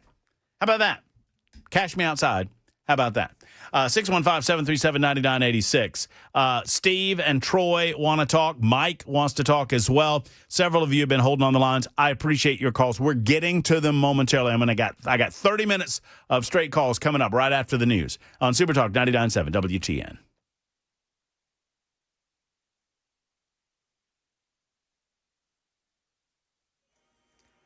4:30 on the dot. I'm Ken Weaver with your top stories. Got the full forecast and traffic in 5 minutes, and President Trump has signed that order to send the National Guard to Memphis to curtail crime. He also says he ordered a military strike today on a vessel he says was transporting illegal narcotics from Venezuela to the U.S. Trump says on Truth Social it killed 3 people. He says they were terrorists with no U.S. military personnel harmed. This is the second U.S. military strike on alleged drug traffickers from Venezuela. The first one earlier this month killed 11 people. An accused Charlie Kirk assassin, Tyler Robinson, expected to face formal charges this week. ABC News legal contributor Brian Buckmeyer says those charges may include federal hate crime charges. I think there is an argument here that might be made, especially with this law enforcement, that if this is meant for politics, you can't have a hate crime based on politics, but Charlie Kirk's religion and politics are sort of intertwined. I could see an argument for this being a motivated based on his religion and the mixture of his politics. The federal government could make a hate crime allowing for murder as well out of this as well. Law enforcement sources telling ABC News the suspect accused of killing Kirk was tracking his movements and familiarized himself with the campus at Utah Valley University. Reports say there's a framework deal with the Chinese on the ownership of TikTok to keep it going. The White House isn't saying what that framework looks like, but a spokesperson for the vice president does say this, that hundreds of millions of Americans will now be able to continue safely enjoying this highly popular app thanks to what they call the president's decisive leadership. So they're acknowledging that a deal is done, but not giving details of what this deal, this framework deal, looks like. Yeah, U.S. officials say President Trump and Chinese President Xi will provide those details later this week. Right now in Tennessee, Channel 4 says authorities have sent off a jawbone for evaluation to see if it's human. A fisherman found the remains today along the Tennessee River in Perry County. That's the latest news. Traffic and weather next. I'm Ken Weaver, WTN News.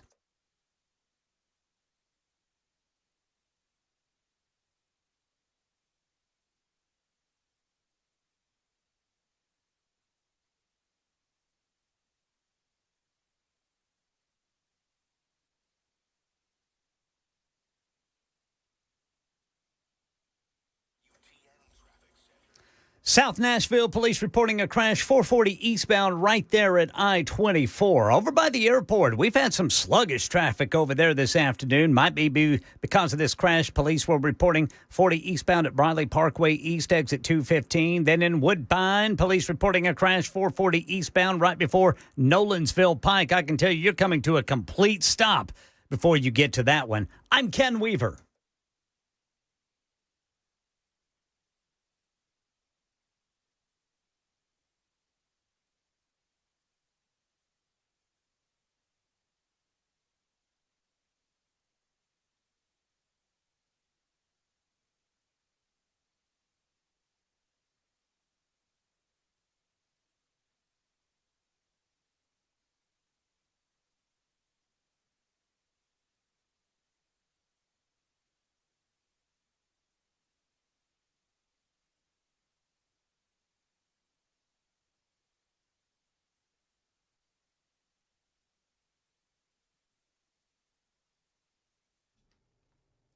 Defend Systems is a life safety and security consultation firm. They specialize in physical security consult and active violence mitigation. That's a fancy way of saying a simple truth. Defend Systems can make you safer in your place of business, in your church, in your school, any place that people gather. If you're a decision maker in any of these places, I encourage you to contact Brink Fiddler and Defend Systems. Their clients have included schools, corporations, healthcare facilities, law firms, manufacturing facilities, corporate headquarters, and so much more. They provide custom protection solutions that are unique to your particular business or location and your security issue. It's the bottom line that while the possibility of you going through a workplace violence incident, a shooting that we've seen over these many months and years as I've been speaking with you on Super Talk 99.7 WTN, I mean, the possibilities are very, very low, but they're not zero. That means hope's not a plan. Let's get trained together with Defense Systems. Go to defensesystems.com to find out more. Call Brink, Tracy, or the rest of the team at 615-236-6484. 236-6484 for our friends at Defense Systems.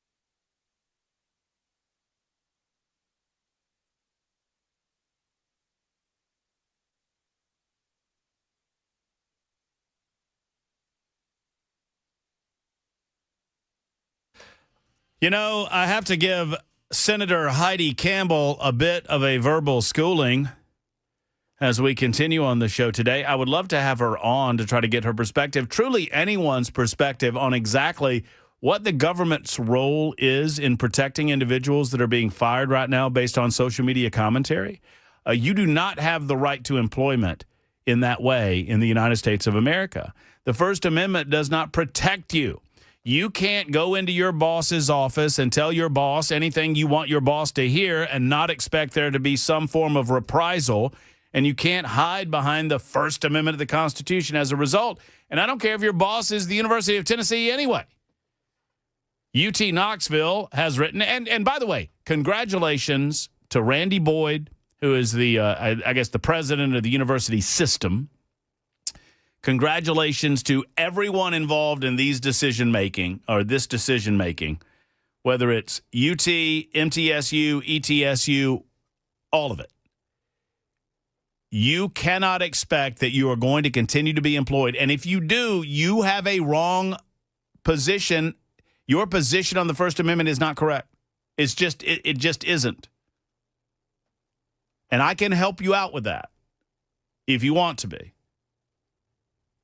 Well, I'll get into this statement in a moment. Many of you have held on for a long, long time, and I appreciate you. 615-737-9986. 615-737-9986 on the telephone lines. Steve is truly first up on the phone lines today. Steve, thank you for your call, and thank you for your patience.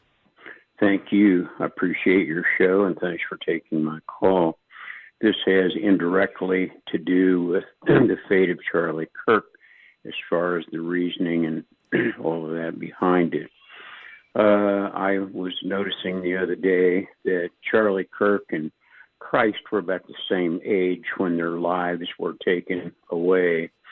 And both of those, in my opinion, were the result of a very power-hungry, narcissistic, evil contention of people.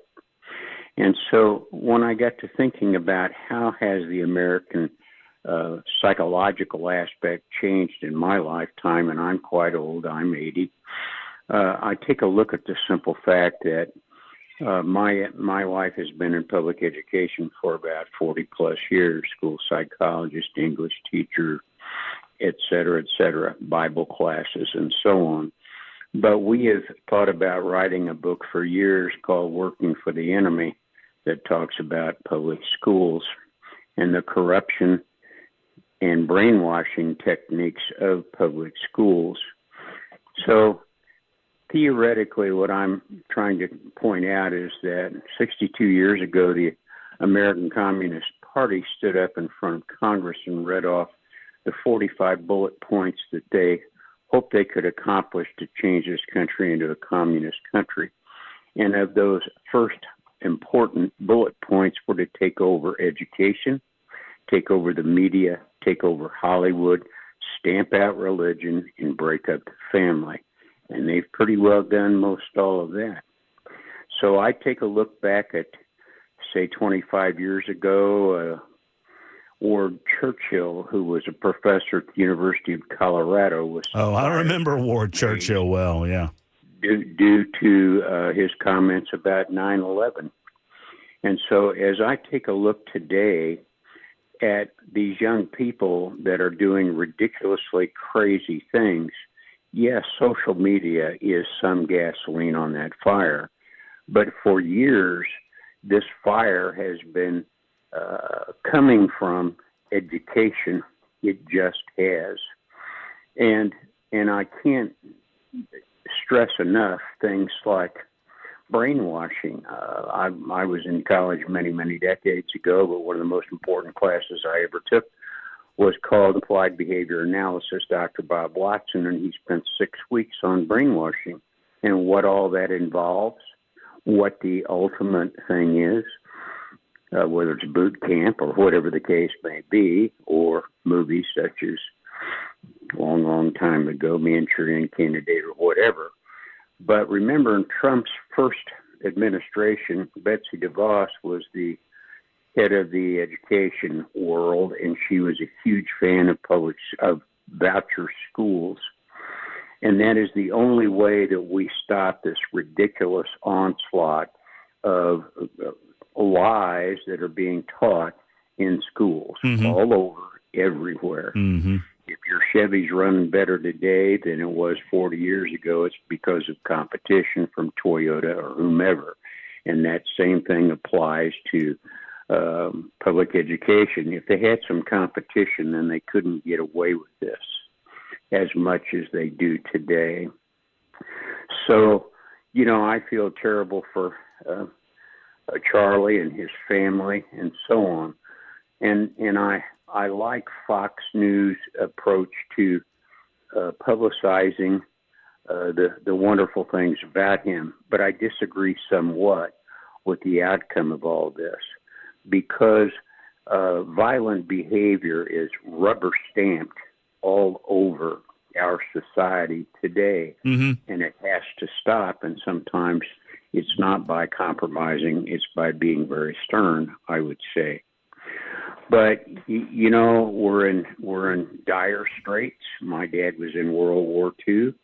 If he was back here, he's been dead for 43 years, but if he was back here today for a week, he would be sick at what this country has become rather than what all those soldiers fought for in the 40s. So just some thoughts. Steve, thank you for sharing those thoughts with us, brother. I appreciate you very much. Remember, the biggest enemy to this country is not Russia or China. It is public education. Thank you very much. Well, I certainly believe that public education needs a further infusion of competition in order to save itself. And I've been long saying that. And I would agree with you. A lot to unpack during that telephone call. We appreciate you making it, Steve. Mike is next in Old Hickory. Mike, how are you? Was that an AI robot that just talked to you? So eloquent. Just everything. He was 80 years old and talked to you so eloquent. Top of his game. Top of his game. Let's follow it up. Let's follow it up with a good one today, Mike. All right, here we go. Now, we've got Bill Lee, we've got Marshall Blackburn, and we've got, guess who? Senator Haggerty, who wants to be president. You know where they were about an hour ago? Sitting behind the desk of Donald Trump. We're going to have national troops, you call them national or federal, whatever. I call them National Guard. We're going to Memphis, Matt, and we're going to clean up the mess there. And those three leaders of our state, well, they're begging him to do it. So what is your opinion that the governor of Tennessee, Bill Haggerty, and Marsha Blackburn, who is supposedly going to be our next governor, standing there, and she's standing kind of behind Bill Haggerty. She's trying to get her face out, but Donald Trump signed it. The troops are coming to Memphis. Do you like it or not? I think that the criminal behavior that has existed in Memphis for a long, long time and the inability of the local authorities over there has demonstrated a necessity for the governor of the state of Tennessee to take action with the support of the President of the United States of America. So with the governor's support of the presidential action, I believe that it is time that we bring in further backup for those officers on the streets in Memphis that are desperate in their attempt to clean up the criminal behavior that's going on over there. Yes, I support it. Isn't that sad that Tennesseans, we Tennesseans now can't even take care of our own? We have to now beg the president to come in and save us. That's my thing, is that, you and I talk about the National Guard, federal troops, whatever, and red mayors and blue mayors. That is a deep, deep blue mayor in Memphis. We have a blue mayor in Nashville. So would you support the National Guard coming to Nashville? If the governor supported it, I mean, it's the governor is the linchpin in all of this for my support, Mike. If the governor of the state of Tennessee determines that a local municipality, which enjoys the autonomy that they enjoy based on the state, right? The state is the swing here. The state created the federal government. The state also created the municipalities. So if the state determines through the leadership of the executive that those local governing bodies are not protecting the citizens and it has risen to the level of an emergency, then it is up to the state to take action. And if that entails assisting the president in calling up the National Guard. I mean, the state could do it without the assistance of the President of the United States, but I think they're doing it in conjunction with the President of the United States. So I support it. Okay. So therefore, then Nashville we can do it, but then we're going to have to go to Chattanooga and Knoxville down the road because that's where the infection keeps happening. It's all about, I don't know that the situation has risen to emergency levels in the city of Nashville.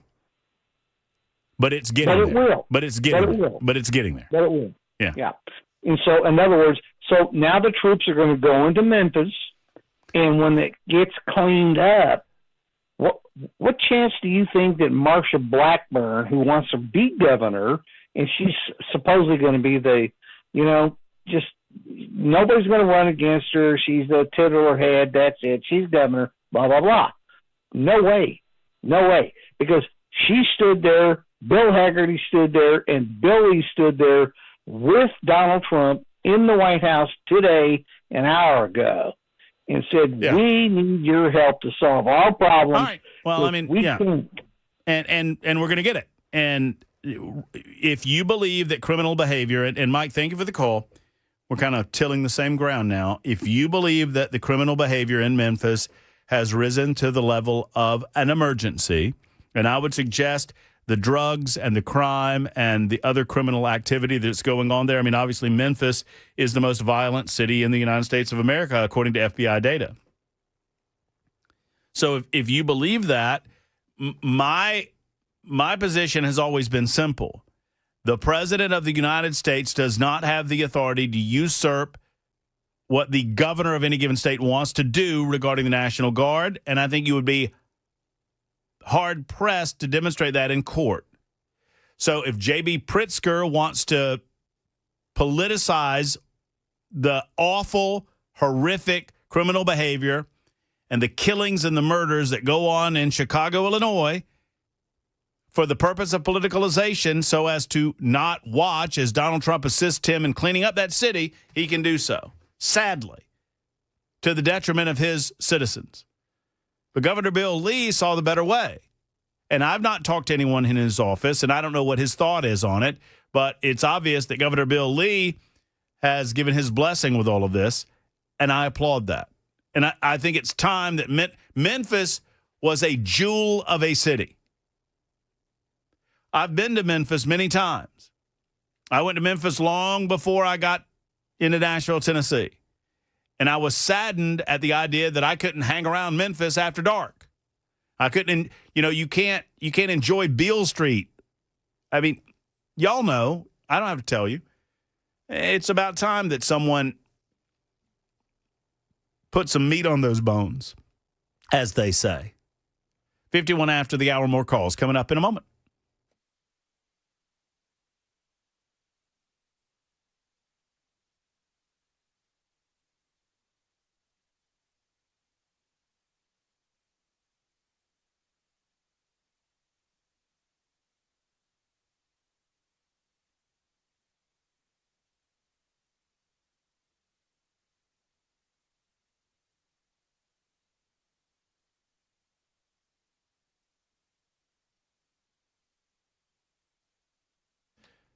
Hey, friends, it's Matt Murphy for the Tennessee Men's Clinic. Man, oh, man, I love these guys. They're great at what they do. Gentlemen, if you're whistling past the graveyard, that's no good, especially when it comes to your romantic relationships, your intimacy in your lives. And if you've reached a certain age where you feel like, well, that's just over because while you might still have the want to, you don't have the can do anymore. Let me tell you, the Tennessee Men's Clinic can absolve you of that feeling, and they can get right to the heart of the matter in person with one of their qualified urologists at any of their locations. And I say any now because it's more than just the two. They had the Midtown location for a long time, since 2014. They opened the Cool Springs location a few years ago, and now they're opening Clarksville. That's right, Clarksville. Same great number, same quality staff, and they can assist you in getting you back into the game, man, and that's what it's all about. So let's go.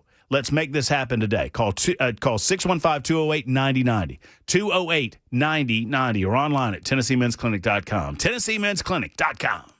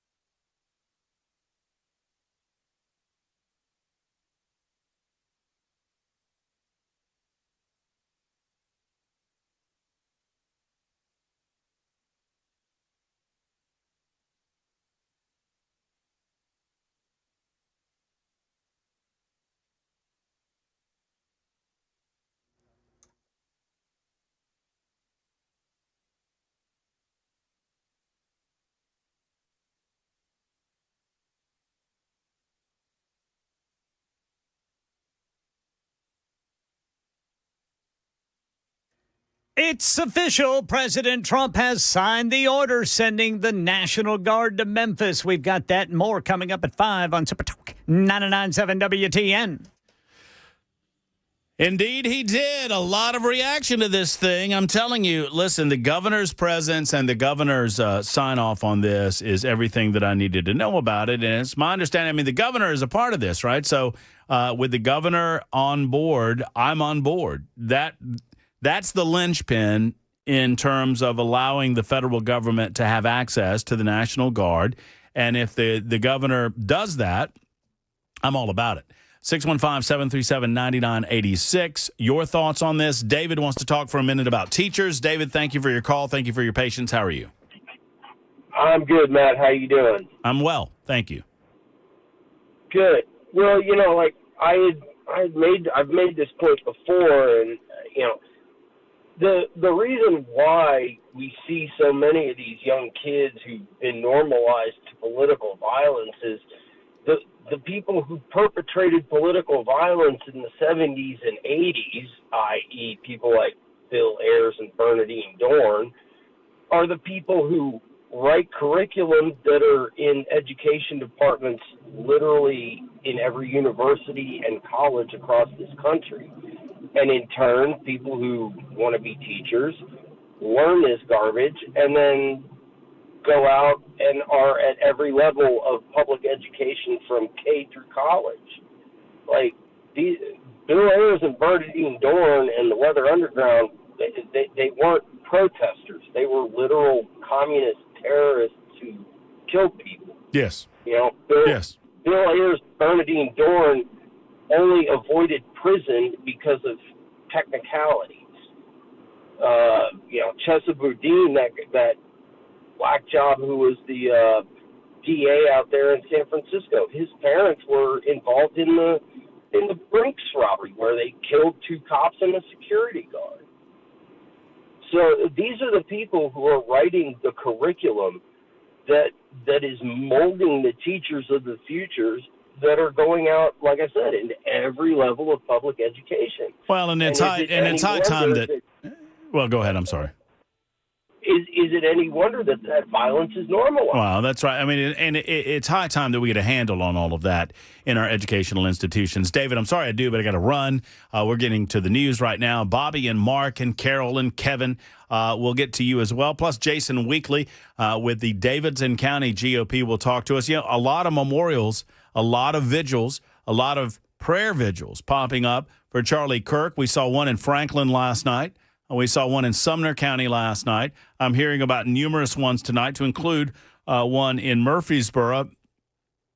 Haven't seen anything in Davidson County yet. Okay. I mean, you know, I guess that's their prerogative. But we will talk to Jason about activity of the conservative nature in Davidson County on the way next on Super Talk 99.7 WTN.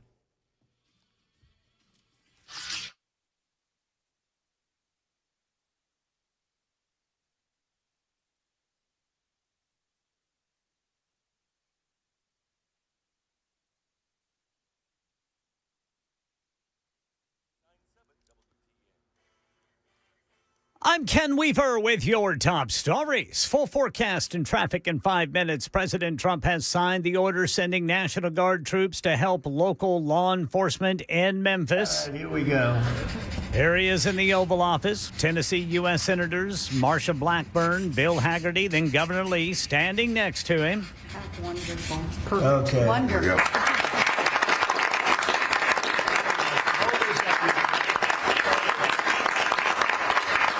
The Memphis Safe Task Force will include the FBI, National Guard, Bureau of Alcohol, Tobacco, Firearms, and Explosives, Drug Enforcement Administration, U.S. Immigration and Customs Enforcement, U.S. Marshal Service, and other key federal, state, and local agencies.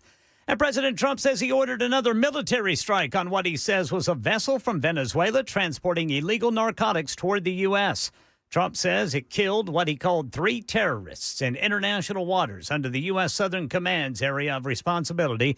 Earlier this month, the president ordered a military strike on alleged drug traffickers, killing 11 people in a vessel he says was from Venezuela. And Charlie Kirk's accused assassin expected to make his first court appearance this week. Matt Gutman says Tyler Robinson sits in jail in Utah, reportedly refusing to say anything to investigators. Authorities say it was his own father who contacted the Washington County Sheriff's Office after seeing those grainy pictures that were shared with the public. And according to the New York Times, those images were also recognized by acquaintances of the suspect in a group chat on a messaging app. Several of the group members apparently joking with the alleged shooter about how he resembled the person in the photos. The funeral and memorial for Charlie Kirk is now set for this coming Sunday at State Farm Stadium just outside Phoenix. Seats about 70,000 people. President Trump said he will be there.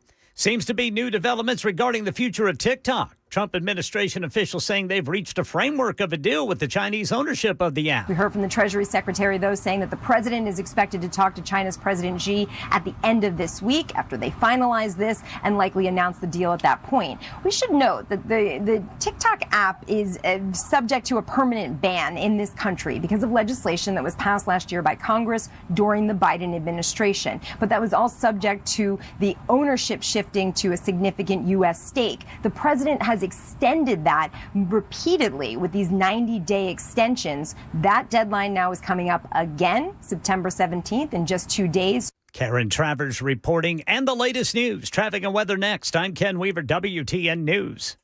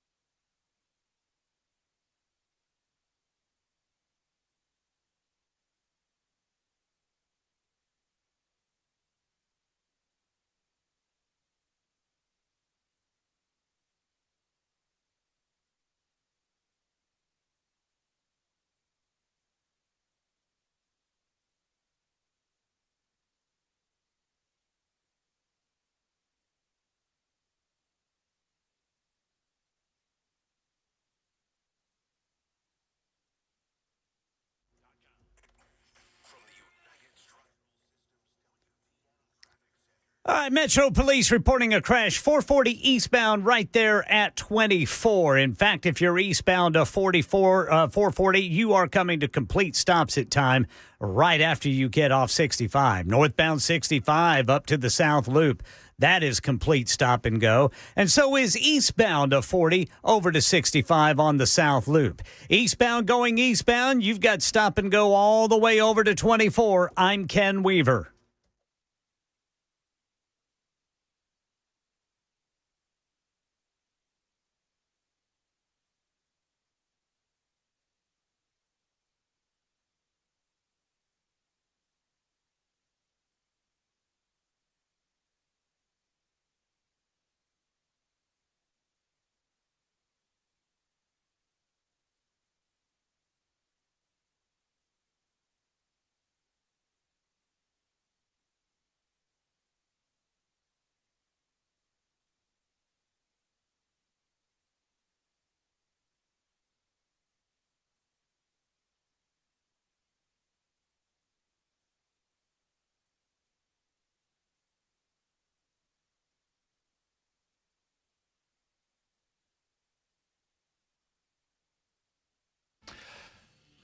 Super Talk 99.7 WTN, just after 5 o'clock, 5:08 to be precise. Jason Weekley of the Davidson County GOP coming up in just a moment. Your telephone calls as well on the issue in Memphis, amongst other things. I am so behind. It's one of those days where we have so much to talk about, so much to say. I feel constantly just a little bit behind. Ken Weaver's back in News Closet B. He gathers headlines for a living. He delivers them twice an hour when it breaks. We appreciate him. Jackson Williams is behind the glass, making sure that everything that comes out of our speaker sounds as good as humanly possible. Also, donning the University of Georgia Bulldog hat when I demand it. Why was there earlier today a turkey hat on top of the Georgia hat? Are you attempting a loophole within the system? Is that what? Yes, I think it looks better this way. Why don't you pop on Super Talk Television so that folks can see this ridiculous display? So, Ken, you remember Jackson and I had a friendly wager. Yeah. And it was just, look, loser has to wear the hat of the winning team. And would you say that Jackson is fulfilling the wager, Ken Weaver? What would you think? I mean, I guess technically, yes. Mm-hmm. That's why Weaver's my lawyer. I feel as if you perhaps are violating the spirit of the compact. We'll ask Fry J.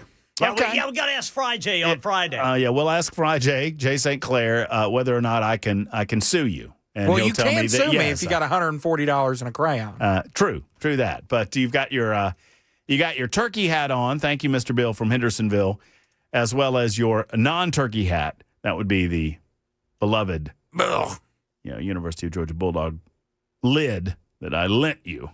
I mean, you can have it.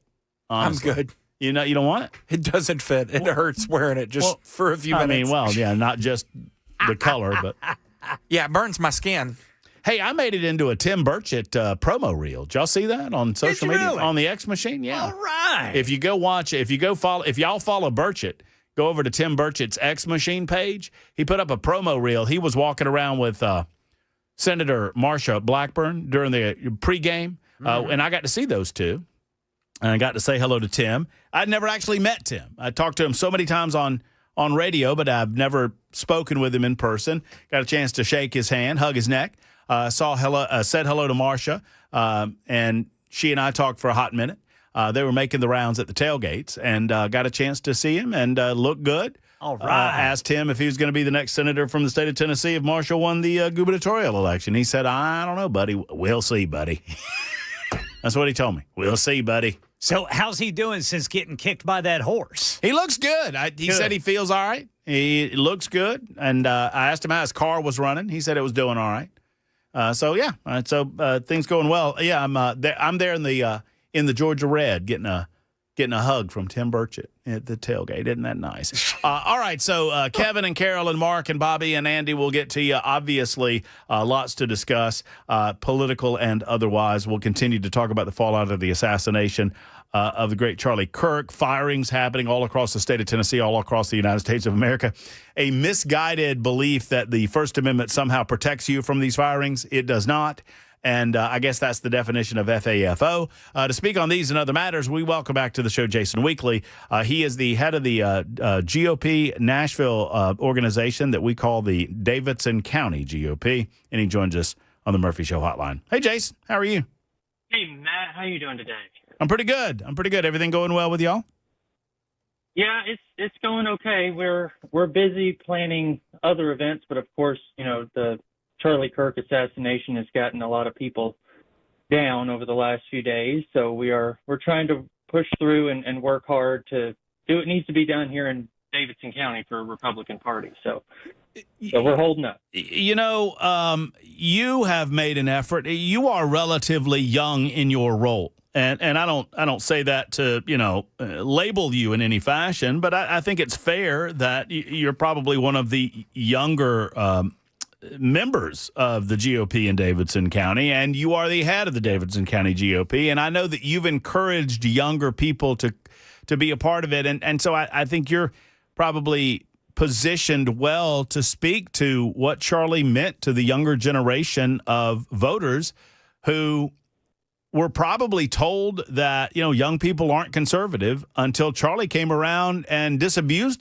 them of that notion, Yeah, I mean, it's rough because you're right, because he's been such an inspiration to people, mostly younger than me. Of course, I've been following and being inspired by his messaging as well. I mean, he's very apologetic guy, and I use that the Christian terminology there, apologetics. He's defender of his beliefs, defender of his faith. He tied all of that together into his personal beliefs, and I identify with those. I put out a press release on Thursday. It was more of a personal statement. Usually, as press releases go, they're usually the statement of the organization. I wrote mine to be a little bit more first-person voice and personal. But I identify with him in so many ways, and I think a lot of younger people, much younger, in the 35 and under category, the next generation behind me, because I'm kind of like the first of the millennials, and the millennials are already, moved onward onto Xennials. So I'm working really closely with the young Republicans, and have since I came into my position. I'm trying to help build up our Republican organizations here in Davidson County. So the Young Republicans of Nashville and the Republican Women of Nashville. But the Young Republican group is hit really hard by this. They actually did have a vigil. I heard you before the news break. There was a vigil Thursday night. It was very impromptu. I mean, Good. Of course, no time to promote it or advertise it, but I think about 150 people showed up. It was very wildfire, word of mouth, and it was really good. I did get to go. I got the last hour of it, and met Paul Nix, who's the statewide director for Blexit, which is one of those chapter organizations and Turning Point, Black Exit for Blexit. And he's worked with Charlie for years, and it was really rough. Lots of hugs going around. So. Well, obviously we're thinking a lot about Charlie and his the continued fallout from his assassination, and obviously the impact that he's had not just on young conservatives, but the United States and truly the world. I expect that will be on the minds of some of the candidates and perhaps on the lips of some of the candidates as you welcome them to the cabaret. You've got a District 7 special election candidate forum coming up, and I wanted to tell everybody about it. We had I was a part of a debate happening there with the top 4 candidates, but this is opening it up to all of the candidates of the 7th Congressional District. Just kind of walk us through what we can expect this Friday. Yeah, so we're doing a candidate forum. It's a fun evening of dinner and conversation with the candidates. It's going to be at Ray's Cabaret. We're going to have a cocktail hour from 5 to 6 p.m. so you can meet and talk to the candidates. We are going to have 9 of the 11 Republican candidates who are running for this position have confirmed to be there. And you can meet them in that hour beforehand during the cocktail hour. Then around 6 o'clock, we'll start seating people and serving the dinner meals. We do have ticket options that don't include a meal, but this will be a fun evening of getting to meet other Republicans, getting to hear from the candidates. We'll probably have everything wrapped up around 8:30, 9 o'clock. Steve Gill is going to be our maitre d', our MC, to run the show for the evening and just give people a chance to tell us who they are and why they're running for office. No, it's a good thing. And what, the 7th District, it's now, tell me what percentage Davidson County is in the 7th District. I don't know if you have that at your fingertips, but it's not insubstantial. It's not insubstantial. It's not quite as big as some of the other population centers. Like Clarksville is much bigger. I think Franklin is technically bigger than the part of Davidson because we've got, if you're looking at Davidson County as a face clock, you kind of have everything from about, let's say about 8:30 or so, all the way up to about 1 o'clock. on the face clock. So you got, all of Jolton. You've got everything in Bellevue that's north of Highway 40. And then somewhere around Old Hickory is the borderline going that way. And it goes into, parts of Midtown area. I think a neighborhood of downtown is in it as well. I believe Germantown is. I don't have the map in front of me, but there's a good population chunk of Davidson County in the district. But, of course, we have 3 congressional districts in Davidson, so we're kind of chopped up into 3 big pieces. Once again, it's Friday night. Doors open at 5 o'clock for a cocktail reception. Do folks need tickets? And if so, how do they get them?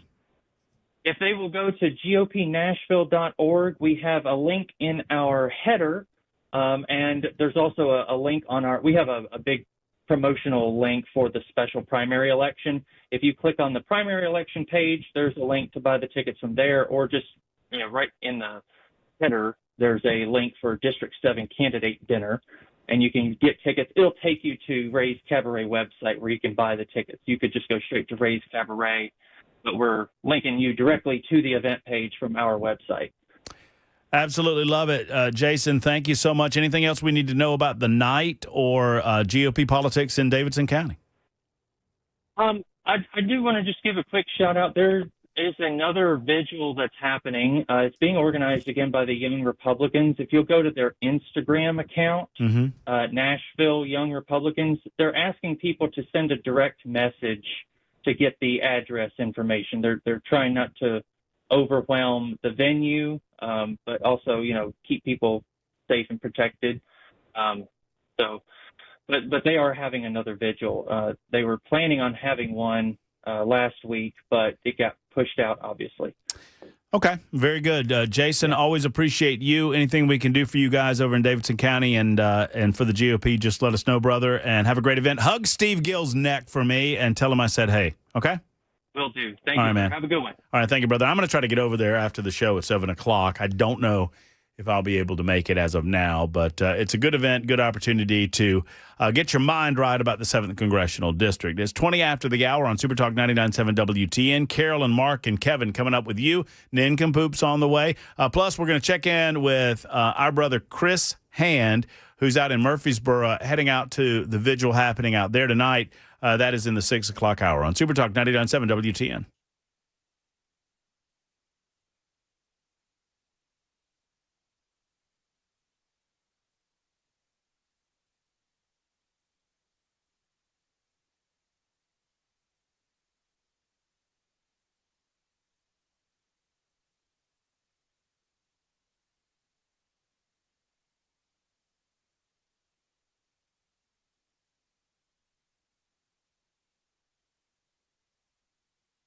Hello, friends. Matt Murphy here, talking about the Glock store. I'm a big supporter of the Second Amendment, and now more than ever, we need to think about not just gun ownership, not just carrying our gun, but training and understanding how and when to use.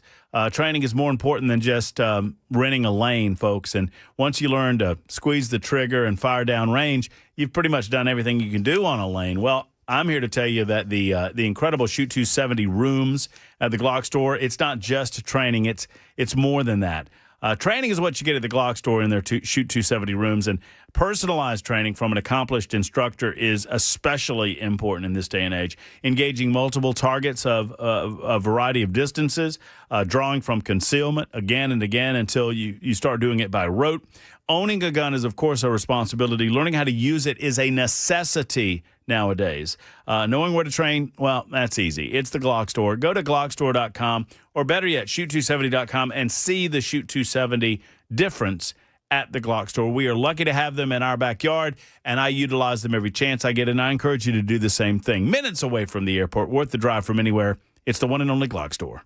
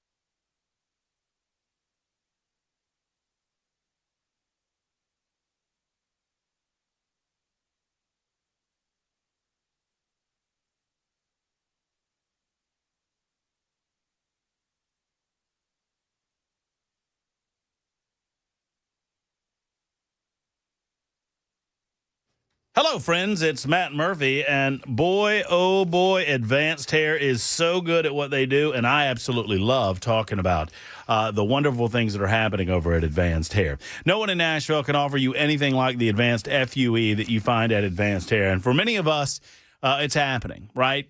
Guys, you know what I'm talking about. Hair thinning, crown disappearing, maybe hair loss, has you feeling like you're losing your identity.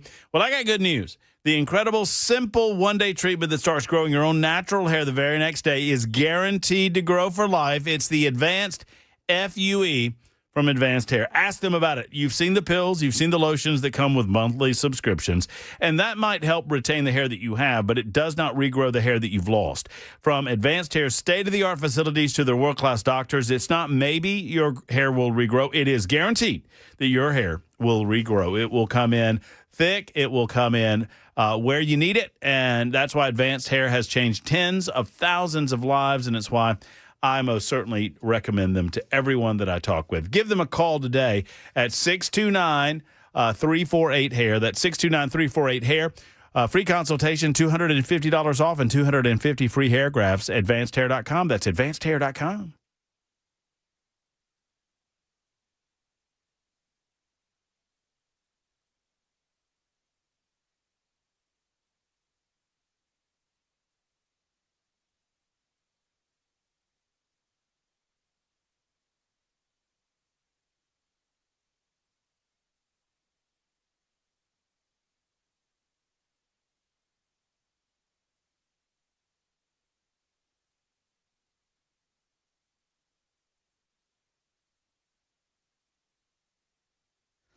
President Trump has signed the order sending the National Guard into Memphis. This story and more at 5:30 on Super Talk 99.7 WTN.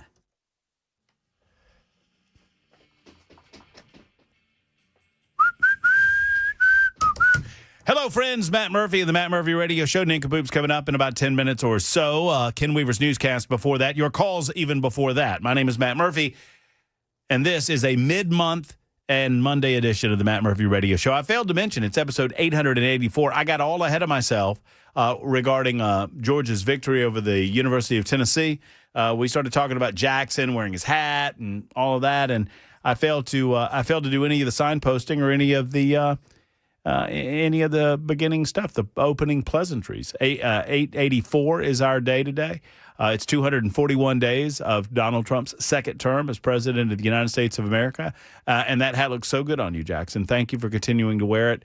You are a man of honor, sir. I don't care what everybody else says about you around here. You're a man of honor. Appreciate it. You're welcome. I'm going to get to several of you who want to talk about Memphis. Carol is first up this segment. Hey, Carol, how are you? Hello, Matt. How are you? I'm well. Thank you. I'll just give you my perspective as someone who spent the first 50 years of her life in Memphis. And I started out in Midtown, and then things had a problem, so we moved northwest to Frazier, where it was actually one of the first big suburbs of Memphis because that's where International Harvester was and DuPont. It was a very nice place to live. And then I was a teenager at that time before I started driving. I would walk anywhere I wanted to. Never was afraid. Just, walk to church, walk to school, walk to the library, anywhere I wanted to go. And then, things started happening little by little, and we started moving east. Once I got married, we moved east, and then we moved east again, and then we moved east again. And it has really gone down. I mean, the last time I was there for any length of time was in 2019 when my mother passed away. And I drove, to all the old houses that I used to live in, just kind of nostalgically. And the places in Frazier that I would walk when I was a teenager, I won't even drive them now. That bad. And I don't know. I mean, I understand why the deployment of the National Guard is considered at this stage a necessity on the part of the governor and on the part of the president. But if we don't fix the Shelby County court system, if we don't impress upon the DA over there, and I forget his name, Steve Milroy or whatever his name is, if he does not begin prosecuting some of these crimes to the fullest extent of the law, I don't know that anything's going to get better. It is not. Prosecution is one thing, but there is something. I mean, when I was younger, before I, chose my career, a friend of mine and I, looked at several different things, and we applied to the police department, when I was younger. And the qualifications were you had to have a certain amount of college education, and you eventually had to finish your degree. You had to finish your bachelor's degree, but you had to have 2 years going in before you could even apply. And certain things that you had to live up to or be a part of and all this stuff. And later on, once I chose my career in healthcare, I got to know a lot of police officers, and all that had been gotten rid of. And the people they were hiring, were gang members, basically. Was what I was told by the police department. So it started little by little, but yeah, the prosecution part is bad, but the department itself has an array of problems. Well, let's hope we begin turning that ship around and getting Memphis right, because you're so right, Carol, and I'm glad you called and shared that experience with us. I hear from far too many people that remember how wonderful a community Memphis truly was. And it wasn't that long ago, by the way. I saw a study.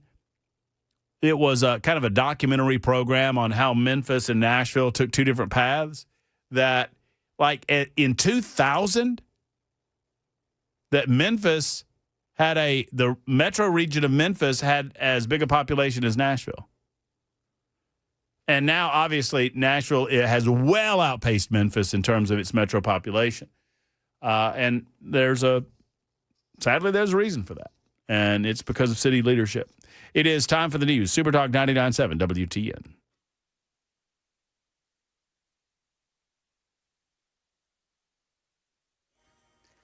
.5:30 on the dot. I'm Ken Weaver with your top stories. Full forecast and traffic in 5 minutes, and President Trump has signed the order sending the National Guard to help local law enforcement in Memphis. Now, we did send FBI in about 4 months ago to work, and it brought some of the numbers down, and they did a great job, but we're sending in the big force now. He was in the Oval Office with Governor Lee and Tennessee U.S. Senators Blackburn and Haggerty beside him. We are very hopeful and excited about the prospect of moving that city forward. I've been in office 7 years.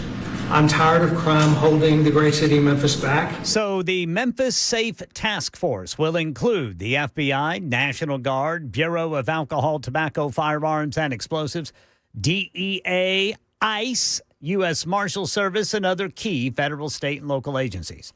And President Trump announcing today the U.S. military conducted a second military strike against a Venezuelan drug vessel, killing 3 people. Details of the second strike, Trump announced on social media platform Truth Social, stating the military acted on his orders. A vessel, he says, transporting illegal narcotics toward the U.S. The vessel linked to Venezuelan drug trafficking cartels and narco-terrorists, in the president's words. Trump reported the 3 individuals on board were killed with no U.S. forces harmed. Charlie Kirk's accused assassin expected to make his first court appearance this week. Tyler Robinson sitting in a Utah jail, reportedly refusing to say anything to investigators. Meanwhile, ABC News has obtained some of the 911 calls after he was shot. The Kirk speaker at UVU just got shot in the head. What's the address? UVU. And what happened? He's a speaker, famous guy, Speaker Kirk. Where he just got shot in the middle of his speech. I'm in the parking lot. Everybody's running. The whole UVU is running. Okay. He just got shot. And tonight in Murfreesboro, Turning Point USA and Club America will hold an evening of prayer remembering Charlie Kirk. That's at 7 o'clock near the fountains at 1500 Medical Center Parkway. That's the latest news. Traffic and weather next. I'm Ken Weaver, WTN News.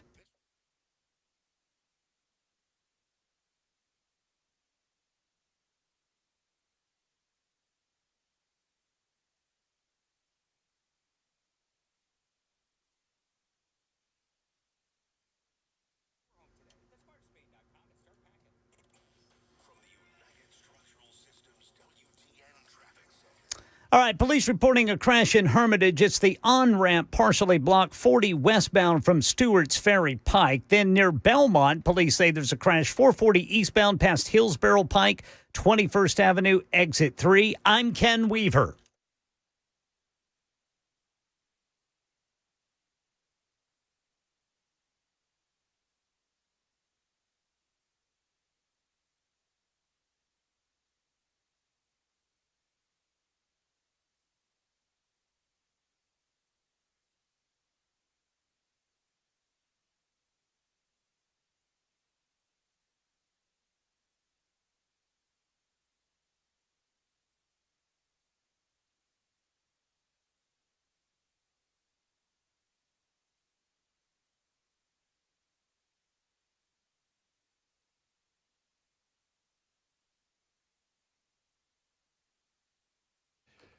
Have you a loved one in your life that can't get over a football defeat over the course of the weekend? If that's the case, I have a good idea for you. Head over to Genesis Diamonds and get that loved one something nice. Maybe a pre-owned Rolex, or perhaps a beautiful diamond pendant, a diamond bracelet, a diamond necklace. Oh, my goodness, that'll make everybody better. That'll make everybody feel better.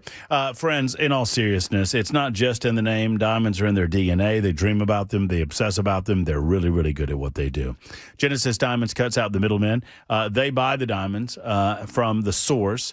That means that you don't have middleman markups, which makes it very easy to sell beautiful diamonds that you can't find anywhere else for less money than you would get them anywhere else. You see how that works? So you're not only getting the best diamonds, but you're paying less for them than you would at the other guys. And don't trust me. Don't take my word for it. Go see them at Genesis Diamonds. They'll give you a diamond buying education. And then they have no fear. They'll let's say, go and shop around. And if you compare apples to apples, they will always beat the price of the other guys at Genesis Diamonds. So Genesis Diamonds, with no compromises, they invite you to stop by at either of their two locations, Cool Springs and Green Hills, and tell them Matt Murphy sent you to Genesis Diamonds.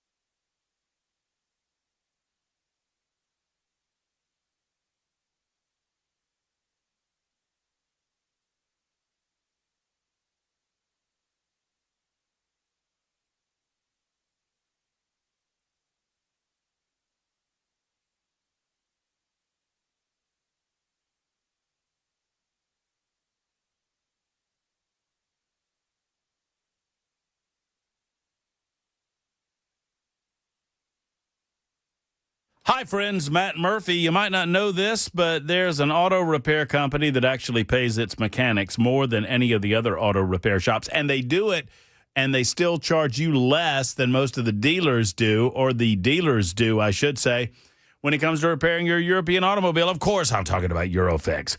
Why would Eurofix pay more than everybody else? Because they want the best. A decent tech makes somewhere in the neighborhood of $60,000 a year. Good technician that's pretty fast can make about $120,000.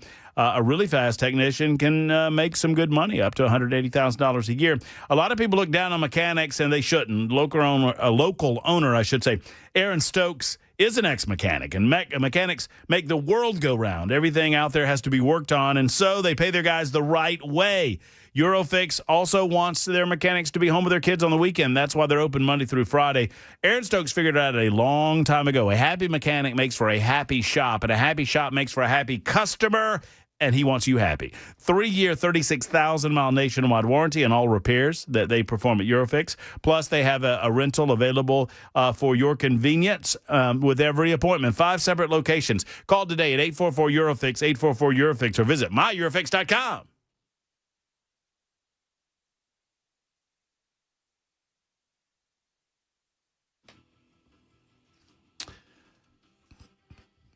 Super Talk 99.7 WTN. Back to your telephone calls momentarily. We will, Mike Wolf, did y'all see this? Before we get into nincompoops, Mike Wolf of American Pickers was hospitalized. Did y'all see the story? You see the story there, young Jackson? Do you even know who Mike Wolf is, Jackson Williams? I know what American Pickers is. Yeah, American Pickers. He's the tall, lean guy. Frank, sadly, has passed away. And Mike... the other American Picker died? Yeah, the shorter guy. Yeah, Frank died. How long ago? I don't know, a year or so, maybe. Yeah, or maybe a little bit longer than that. I don't know is the short answer to that question, but I know he passed away. And Mike lives in Columbia, has made a home here in beautiful Tennessee. Perfect place to antique. And Well, they closed down Antique Anthropology, 3 months ago? Oh, is that their store? That was the American Pickers store. That's right. Where was it? It was at the, where the Marathon automobile manufacturing place was, that old, they redid the Marathon. It's right down from us. Oh. On the, What was that, the west side of the loop? Am I thinking right? Am I thinking right? Yeah, sure. Ken Weaver could help me if he was listening right now. Brother Weaver, what are you doing back there? I'm listening. I just don't know anything about the Marathon. The Marathon Auto Works, the old Marathon building, which I went to years and years ago, long before I lived in Nashville, because I wanted to go see the American Pickers store that's inside of that building. But there are other places, there are other stores inside of that building. Is it where Marathon Music Works is? Yeah, maybe. I don't know. I don't know if the Music Works is over there. I would assume. It's the old Marathon Automobile Manufacturing Facility. That's definitely Marathon Music Works. Yeah, got to be. Saw Post Malone there back when I was in high school. That is Marathon Music Works because I saw this will impress you and the youngsters. I saw what was the name of that place? That was that. Now hold on a second. Hold on a second. Let me get my readers. I saw. Was it called The Weeknd? Oh, I saw him. He's good. No, not The Weeknd. Oh, who did I see? Oh, Fiddlesticks. Who was that young whippersnapper's name? It's two guys, and all they do is they play on their laptop computers. Oh, yeah, those what guys. Something 21. 21 Pilot. No, that's not 21 Pilots. Royal Blood. Oh, it was Blue Man Group. The Midnight. Oh, they're pretty solid. The Midnight. Why did you go to a midnight show? A buddy of mine came up from Birmingham, and he's a big fan and wanted me to go with him, and so I did. Did you enjoy it? It's fun. Yeah, I saw. I did. It wasn't mine. It wasn't my crowd. But, Matt, do you know who Post Malone is? Of course I do. He's got this nice grill with the shiny on. Right when he was coming up, he had just hit big with his first album. He did a show at Marathon. A lot of tats. Yeah. My favorite concert I've ever been to. Post Malone, good Post concert. Malone at Marathon Music Works. No country music whatsoever, was there? No, this was his rap album. Yeah, and now he's a country guy. Yeah. How'd that happen? I don't know. His rap was way better. Money? Ken beat me to it. Went to where the money was. Yes, sir. He's not stupid. Anyway, so, yes, The Midnight. I'm just thankful that I got it right. Anyway, no, Mike Wolf, yes, they're over there at Marathon. The music place is there. And Antique Anthropology used to be there. And Mike Wolf was in an accident with his wife. And I just want to send out good thoughts and good prayers to him and his family. It looks like Mike's going to be okay. That's good. The wife, the automobile crash, which happened in Columbia over the weekend, I think it was Friday afternoon, Wolf revealed that he and it's not his wife, it's his girlfriend. My apologies, girlfriend. His girlfriend, Letitia Klein, were involved in a car accident last evening in Columbia. He wrote this on his Instagram page, and it showed an image of his heavily damaged vintage blue vehicle on social media. Klein revealed on her own social media platform that her jaw hit the windshield, and it shattered the windshield and the jaw.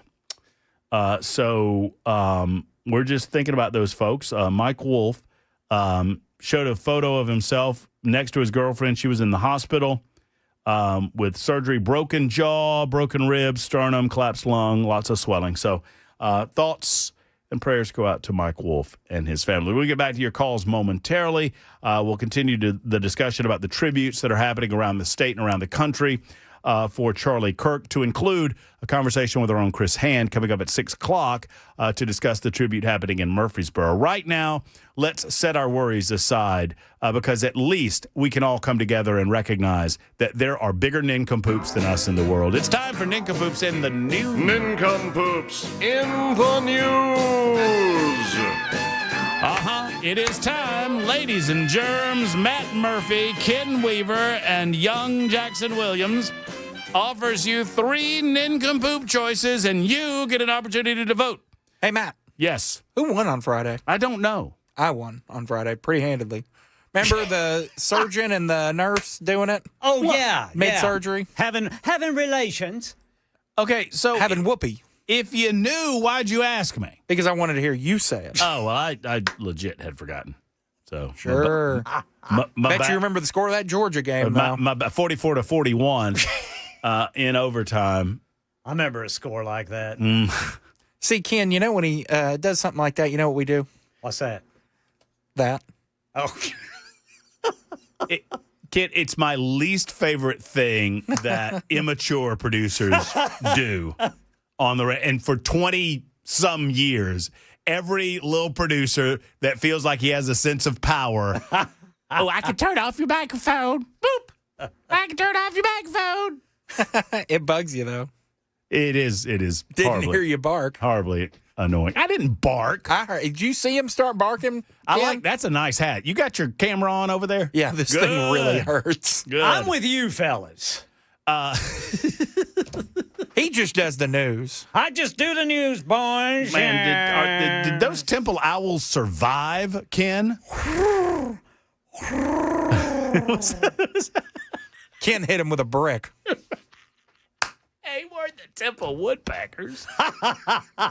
He expanded his horizons. Oh, maybe he did. Oh, boy. It's the Sooners versus the Tigers this week. Anyway, more on that later on in the week. Let's get to the nincompoops. Jackson, per your instructions, you get to go first. So we were talking about new age pop artists, correct? Just a few moments ago? The Midnight, yes. Are you familiar with Benson Boone? I am not. He is he's a pretty famous pop artist, and his cameraman was busted for public peeing spree.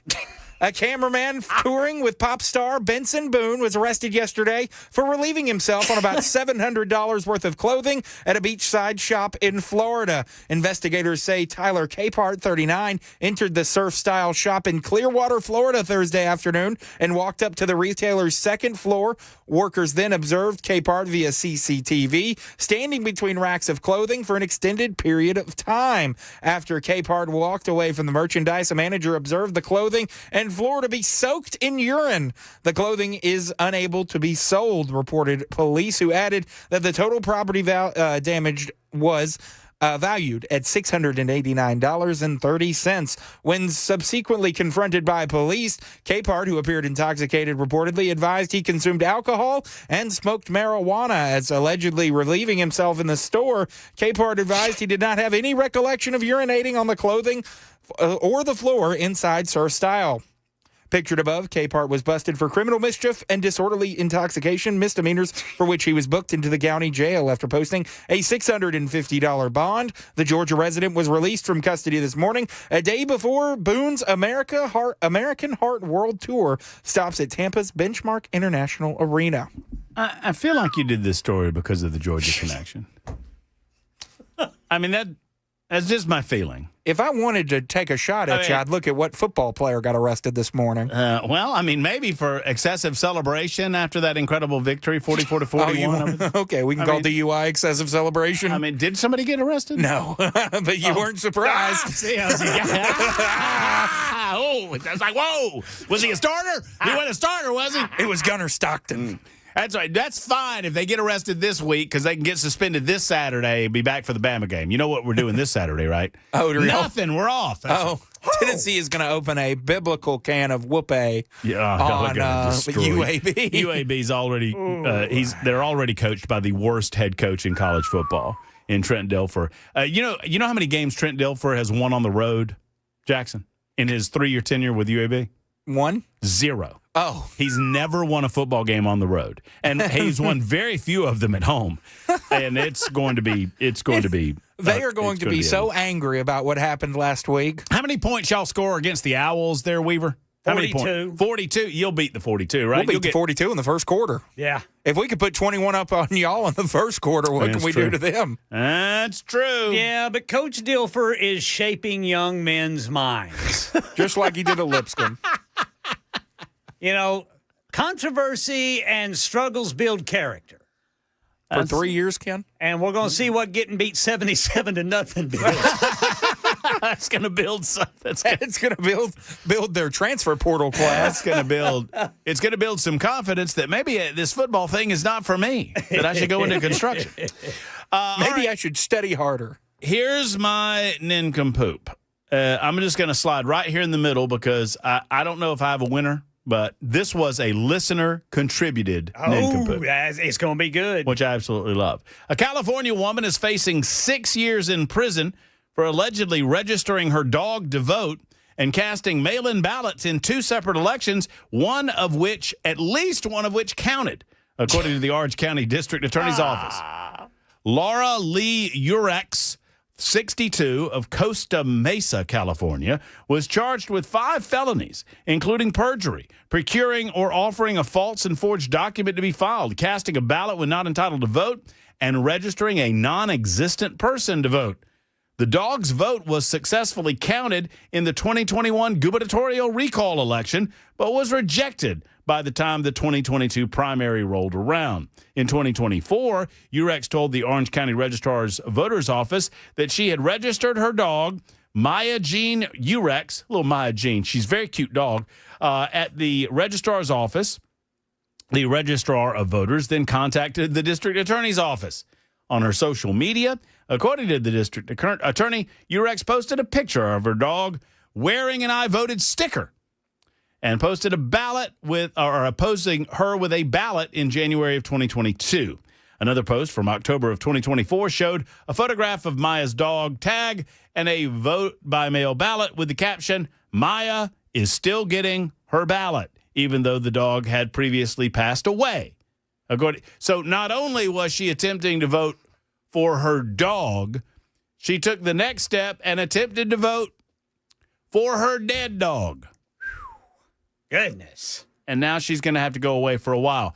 The woman, Ms. Urex, claims that the entire situation, the entire ordeal was designed by her to demonstrate how wrong the voting procedures were in the state of California. I don't know that excuse is going to get her very far in a court of law. But one way or the other, Maya, a precious angel who is now in doggy heaven, Ms. Urex, is a nincompoop. Ken Weaver. Woman accused of throwing rocks off apartment roof, biting and threatening to kill officers in Nashville. Oh. This apparently happened back on the 12th, boys. A woman is facing charges after she allegedly threw rocks from the roof of an apartment building. Then she threatened to kill the officers who arrested her. The affidavit says officers responded to an apartment complex in the 500 block of Lee Avenue for reports of a person with a weapon. Officers were also told that the suspect, who is referred to as Jane Doe, was throwing rocks from the pool area on the apartment's rooftop. When officers made it to the roof, Doe was the only person there, and when asked if she had seen anything, she said no, and that she was interior designing the lounge area. However, the affidavit states officers found it strange she was doing that in a bikini. The affidavit said officers asked if Doe had thrown anything from the rooftop. She denied it, but the 911 callers identified her as the culprit. Officers then tried to take Doe into custody, but she reportedly began resisting and said all she threw from the roof was a Michelob Ultra can. However, officers did see large rocks in the street below the rooftop area. When officers tried to put Doe in the back of the patrol car, she reportedly bit 2 of them in the forearm and a 3rd in the thigh. She also reportedly attempted to bite a 4th officer. The affidavit said once officers were able to get her handcuffed and in the back seat, she then tried to break a window. After Doe was turned over to Davidson County Sheriff's Office personnel at the jail, she allegedly said she was going to remember the officers' faces and kill them.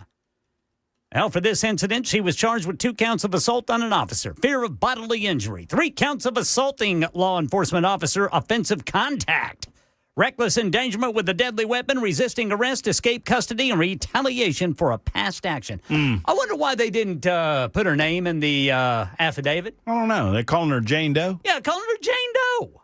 I mean, maybe she's famous. All she had was a bikini. Maybe she didn't have any ID. Let's attach a famous name to this and try to get that rumor going. I bet it was Miranda Lambert. I'm not touching that. I bet it was Miranda Lambert. Why is that Post-it note on your Georgia Bulldog hat, Jackson? What does that say? Go Vols. Yuck. By the way, I'm getting holy hell because of the listener contribution story. Yeah, that's a flag. I mean, just like there should have been a couple more on the Georgia Bulldogs, though. I guess we'll let it slide. We're just gonna let those go. Let those go. You know. You know what? Everybody's saying it's old news. It's been discussed on the station. I don't think we've used it as a nincompoop story, though. I don't recall it. I don't recall it either, Ken. Thank you. You know who I bet Chris Hand talked about it in the lightning round. I have no doubt that he did. The lightning round? Yes. Mm-hmm. I would say the lightning round is similar in nature to nincompoops in the news. Yes. But it's a little more newsy. It's more sophisticated. Yeah, well, I mean, he's better than nincompoops in the news. He did it with us, though, when you were out. I know, he's a good man. All right, you can vote for me or you can flag me. That's fine. You can vote for Jackson. You can vote for Ken Vols. Weaver. It is 5 until the top of the hour. One way or the other. We'll be back. Another hour to go on Super Talk.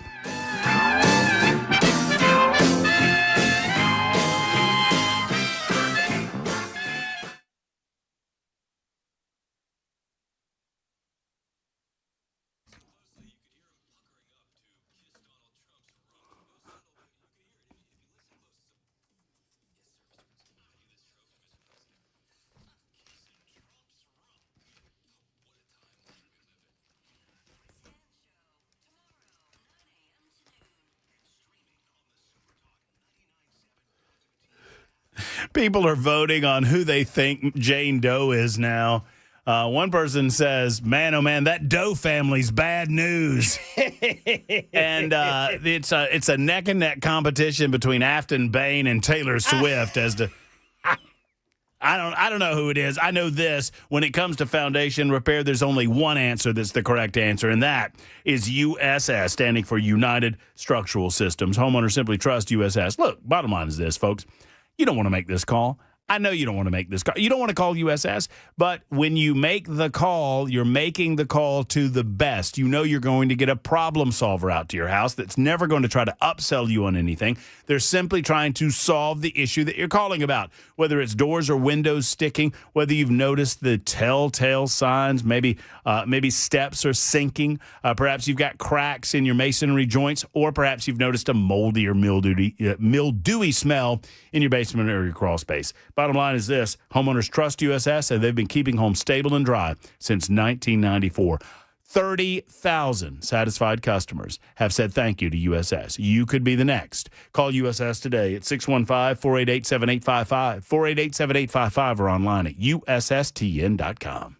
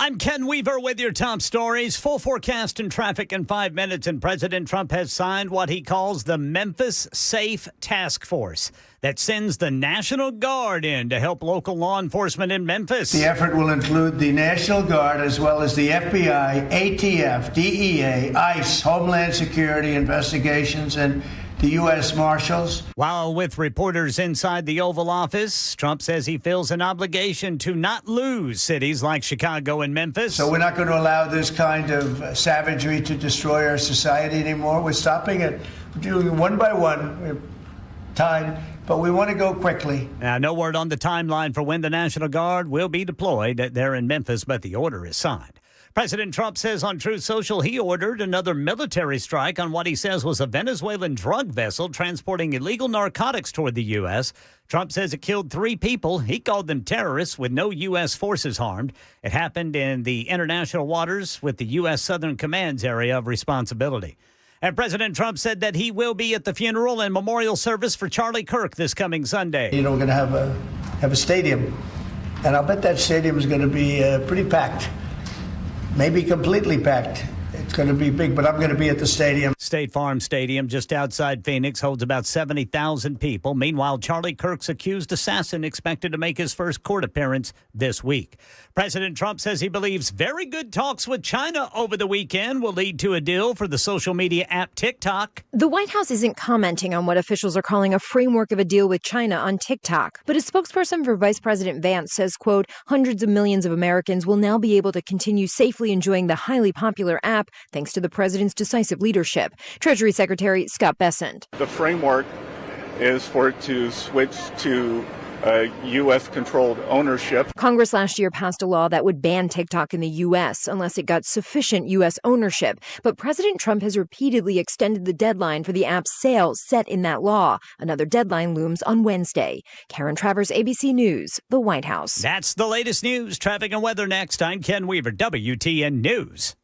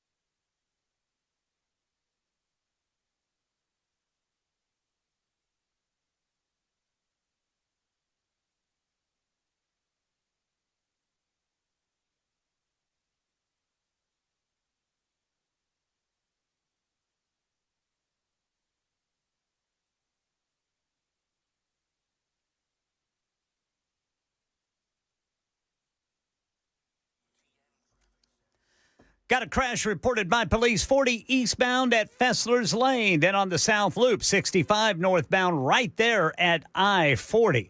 I'm Ken Weaver.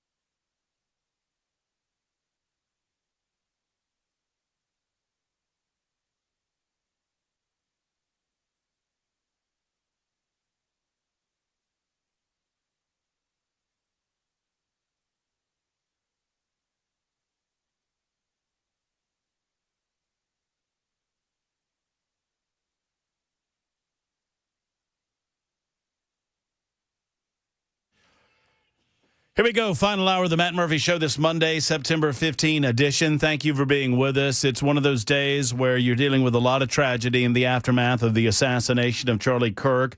We're dealing with a lot involved in that, considering the amount of people that sadly have chosen to take to social media to celebrate the assassination of anybody, celebrate the assassination of an innocent person. And we are seeing a lot of that happening in the state of Tennessee and around the United States of America. And these people have a misguided thought that there will be no consequences to that. And that is simply not the case. There are a number of vigils that we want to tell you about a little bit later on tonight. I think there's one in Shelbyville, if I'm not mistaken, that I was told about on social media. And I appreciate that. By the way, y'all don't have to tell me anymore. Apparently, I was trying to talk about antique archaeology, and I said antique anthropology, which is a different thing. And a number of you have pointed that out, and y'all are all y'all think y'all are very funny. I will not go into the jokes that are being made at my expense. That said, it's antique archaeology, not antique anthropology. All right, and one way or the other, the store's closed. You can't go there anymore. And thoughts and prayers out to Mike Wolf and his family because they got into an automobile accident this past Friday. We'll get into the possibility of Ilhan Omar being censured. I called for this Saturday, I guess it was, maybe Sunday morning. Ilhan Omar needs to be censured for her remarks regarding the passing of Charlie Kirk. There is no excuse for the things that she said. And frankly, it's a reminder that your First Amendment rights in the United States of America are a guarantee that government will not prevent you from living freely based on your political opinions. It does not mean that you have a guarantee to a right to work anywhere, and your employer certainly is well within their rights to fire you if they deem you to be a stain on the reputation of their company. And frankly, I would love to see nothing more than Representative Ilhan Omar fired from her position. I don't think that's going to happen anytime soon, but we can do the next best thing and censure this woman. More on that coming up in just a couple of minutes. And the image that we have, the full mosaic picture of the shooter is emerging, and we'll share some of that with you as well. To include, the final hour will also include, I should say, the fact that Donald Trump and the National Guard come into Memphis. The president making that announcement with the blessing of Governor Bill Lee. I think Marsha Blackburn was at the announcement as well. The president of the United States will send in Immigration and Customs Enforcement agents, amongst others, into Memphis. Look, my hesitation on any of this was that the federal government of the United States of America does not have a 10th Amendment right to supersede the desires of a governor of any given state. Our Governor Bill Lee seems to be on board with all of this. And with that in mind, then I say, let's go. Let's make it happen because sadly, officials in the city of Memphis have failed their constituencies for far too long. We'll talk about that as well. Right now, we'll turn our attention to the Murphy Show hotline where our own brother Chris Hand awaits to talk about the event that's happening later on in Murfreesboro. Chris Hand, what's going on, my brother? How are you? Well, what's up, Matt? We're down at the fountains at Gateway down in Murfreesboro, right off Medical Center Parkway. The event doesn't kick off for another hour, but the crowds are already piling up. There's plenty of parking left if anybody wants to come down here. But this is a crowd of good-looking patriots that are celebrating Jesus and Charlie Kirk and faith in this country. And it's really heartwarming to be around just a bunch of people who are kind of feeling the same way. It's like, there's been a bit of heaviness over everybody these past couple of days, but to see the silver lining and the community coming together, it's really something special. I was talking to someone. I've been going to physical therapy for my shoulder, right? And yep. And I don't. Some of the physical therapists know what I do for a living. Some of them don't. But this was not Abigail the abuser, right? My PT instructor. This was another one in the building. She comes up to me today and she said, "Man, it's been a rough week," and I didn't really know what she was talking about. I didn't know if she was talking about, my shoulder or, Tennessee game, right, whatever. And I said, "What do you mean?" She said, "Charlie." And it was kind of one of these moments where I'm like, I didn't realize you were a fan. She said, "Of course." And the next thing out of her mouth, Chris, she said, "But I went to church yesterday and it was more full than I'd ever seen it. And all I could do was think about him." And isn't that amazing? That's so good. It's so good. God won't waste your pain. It's kind of like been my motto these past few days. And it just keeps really proving itself true every corner that we turn. Church on Sunday was no excuse, and I mean, no exception. Mm-hmm. And every church around this country was slam packed. I don't know, man. It's really cool to watch.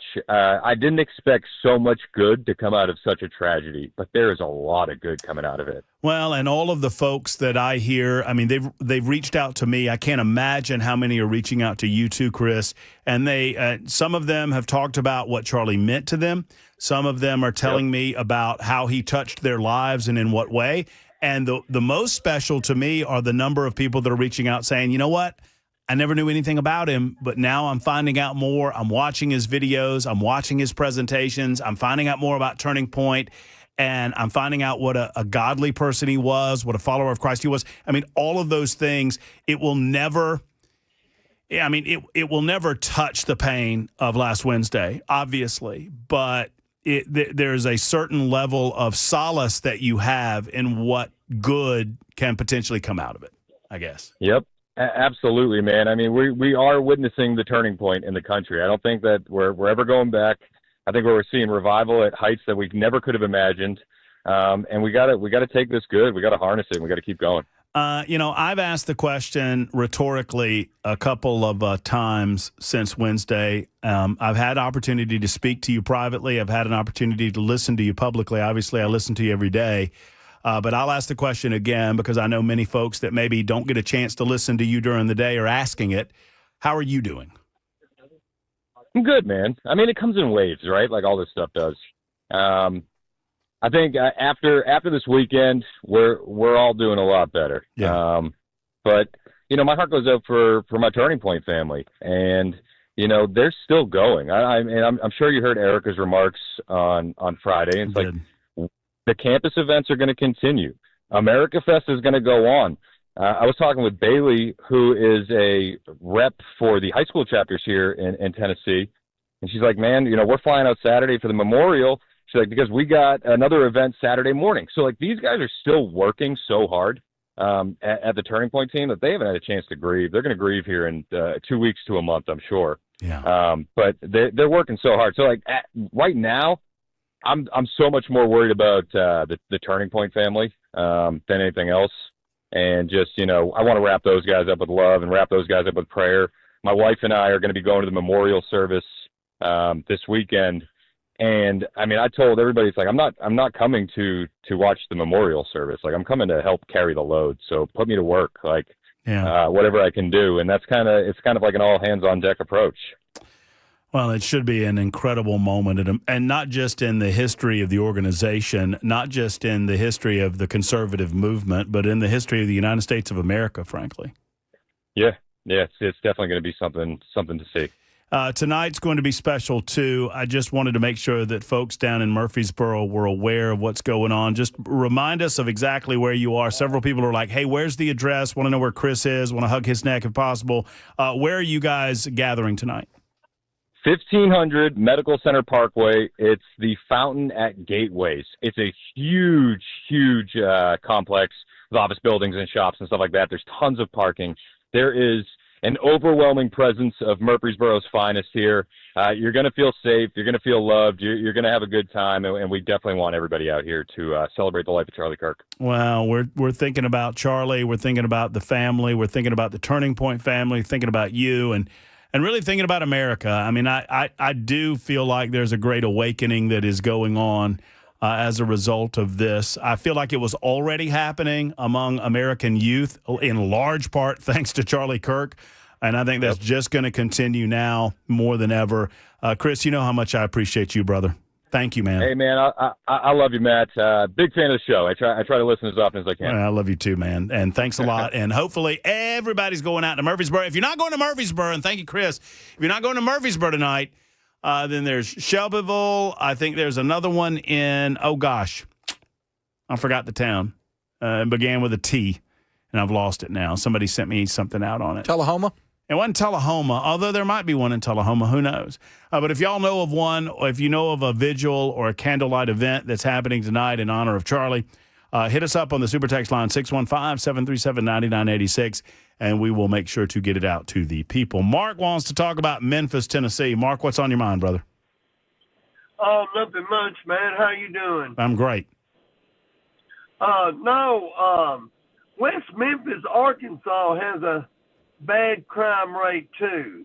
There's a casino over there that you can't even go to because you'll get carjacked or robbed in the parking lot. And the police won't even come in the parking lot because the casino is run by gang members.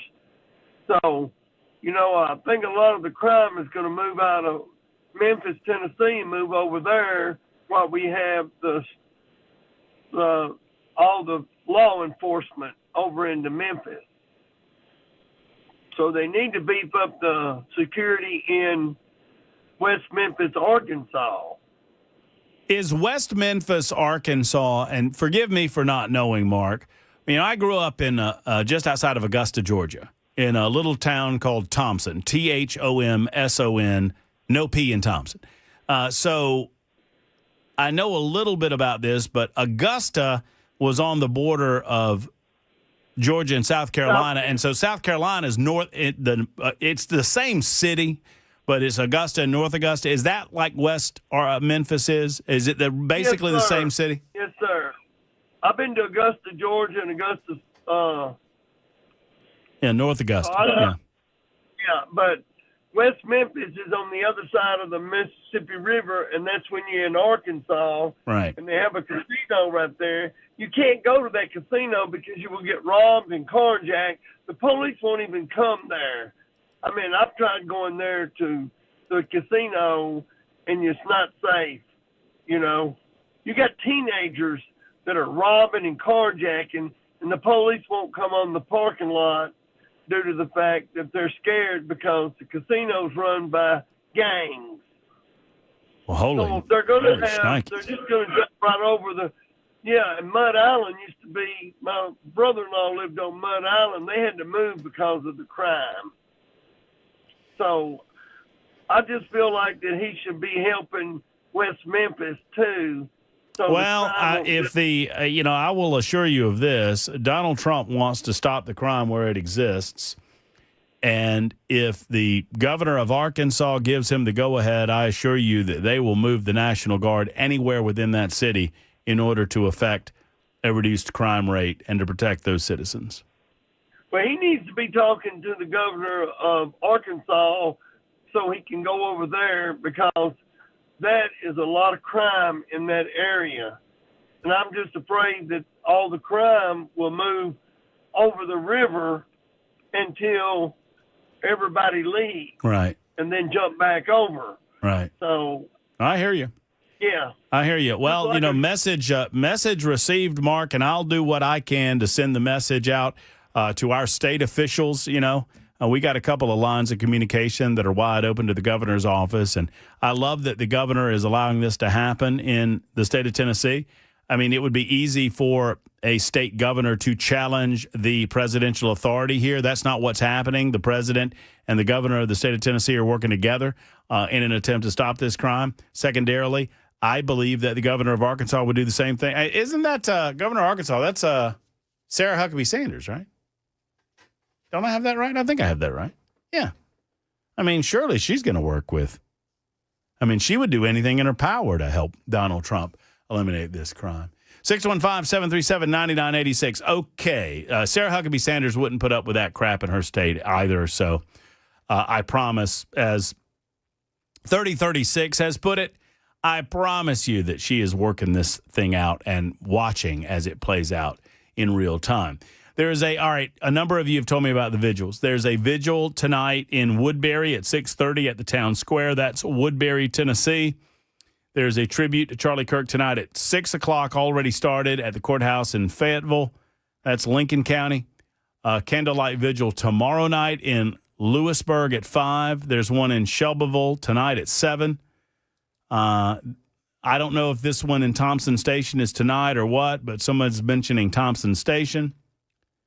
And that is all I have so far. So,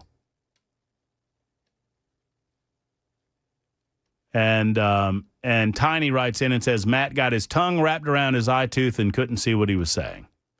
Well, that's a standard occurrence on this radio show. I assure you of that. 615-737-9986. Dustin's got another thought on a vigil. We'll get to it momentarily on Super Talk 99.7 WTN.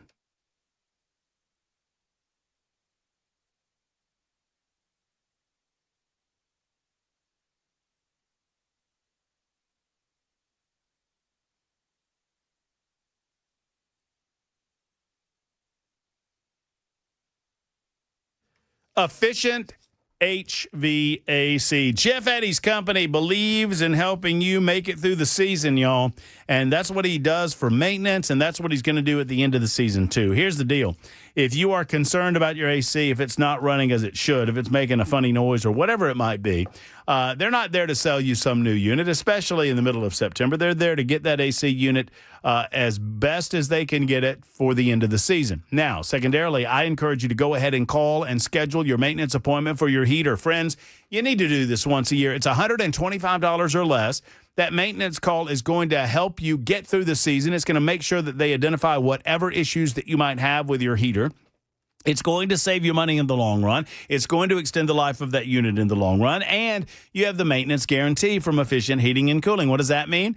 That if they come out and maintenance your unit for $125 or less, no matter how many units you have on property, then if anything goes wrong throughout the course of the season, the service call is free with Efficient Heating and Cooling. They're an Elite Pro partner with Rheem. They'd love to see you. They'd love to talk with you. Call Jeff Eddy today. If your heater's not ready, call Jeff Eddy. 615-784-4424, 784-4424.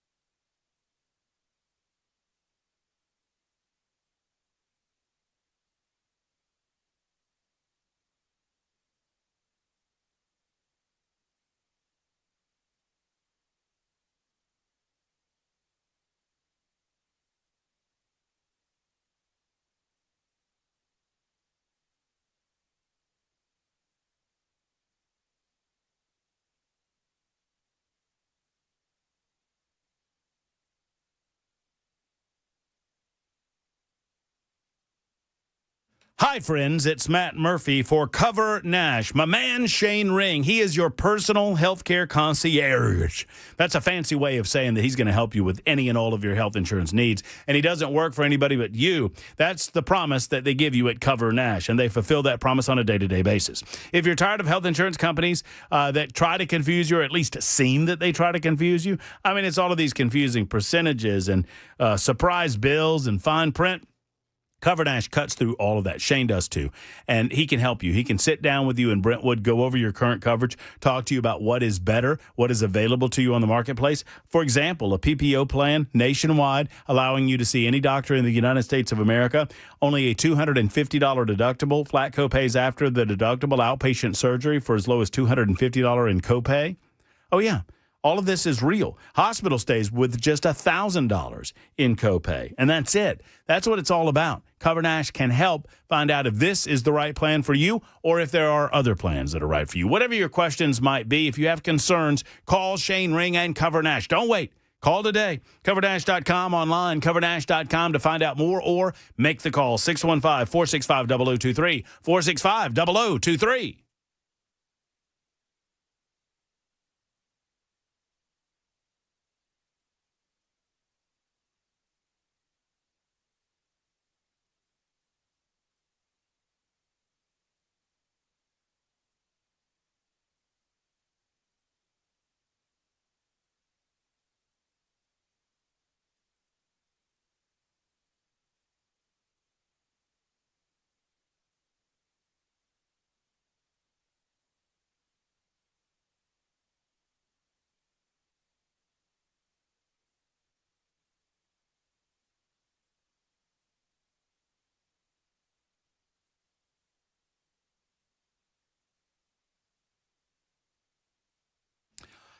All right, some of the particulars, we'll get back to your calls momentarily, but I promised I would get into this. So law enforcement has turned up new evidence in their investigation into the assassin of Charlie Kirk, including a DNA match that has confirmed that the alleged assassin, Tyler Robinson, was present at the crime scene. According to FBI Director Kash Patel, Robinson's DNA was present on a screwdriver found on a rooftop at the Utah Valley University campus, as well as on a towel that was wrapped around the rifle investigators found in the woods near the assassination site. Patel was interviewed by Fox and Friends this morning, saying, "I can report today that the DNA hits from the towel that was wrapped around the firearm and the DNA from the screwdriver are positively processed for the suspect in custody." It was a bolt-action hunting rifle. It was a Mauser, I think. I believe that's right. It's being analyzed, according to Patel. Robinson also wrote a note before the assassination saying if he was given the chance to take out Charlie Kirk, he was going to take it, according to Patel this morning. The FBI confirmed over the weekend that he was living with a transgender romantic partner, a man who identifies as a woman. The FBI has not released the name of the roommate. However, public records identified that person as 22-year-old Lance Twiggs, a video game player, I guess. Family member of Twiggs confirmed that the two were, in fact, living together. The family collectively told investigators he subscribed to left-wing ideology, and even more so over the past couple of years. Unspent rounds found in the recovered rifle were engraved with anti-fascist writing, "Hey Fascist, Catch," and other writings that strongly presented the motive that the mainstream media refuses to cover. Even as late as this morning, the Washington Post, motive unclear. New York Times, motive unclear. How much clearer does it need to be for you? If I didn't know any better, I would think that you wouldn't want to subscribe a motive to this killing. And oh, by the way, all of you people that are presenting the Anti-Defamation League statistics on right-wing extremism versus left-wing extremism versus domestic Islamic extremism, how do they define right-wing versus left-wing at the Anti-Defamation League? Because I see a hell of a lot more left-wingers that are anti-Semitic nowadays than I do anti-Semitic right-wingers. I do. More coming up from you, Susan, and Dustin, both with reminders about vigils tonight. But first, we get to the news on Super Talk 99.7 WTN.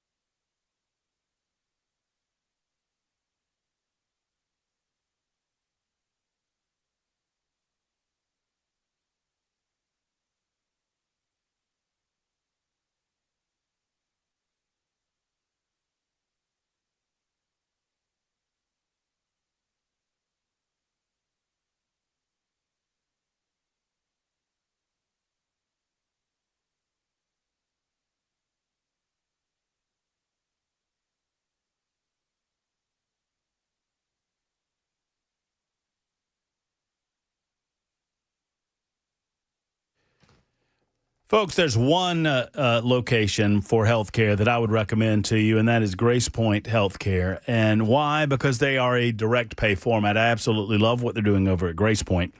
As a direct pay primary care provider, this means that you are not dependent upon insurance companies dictating to them what coverage they will allow and what coverage they will not allow. This affects health providers.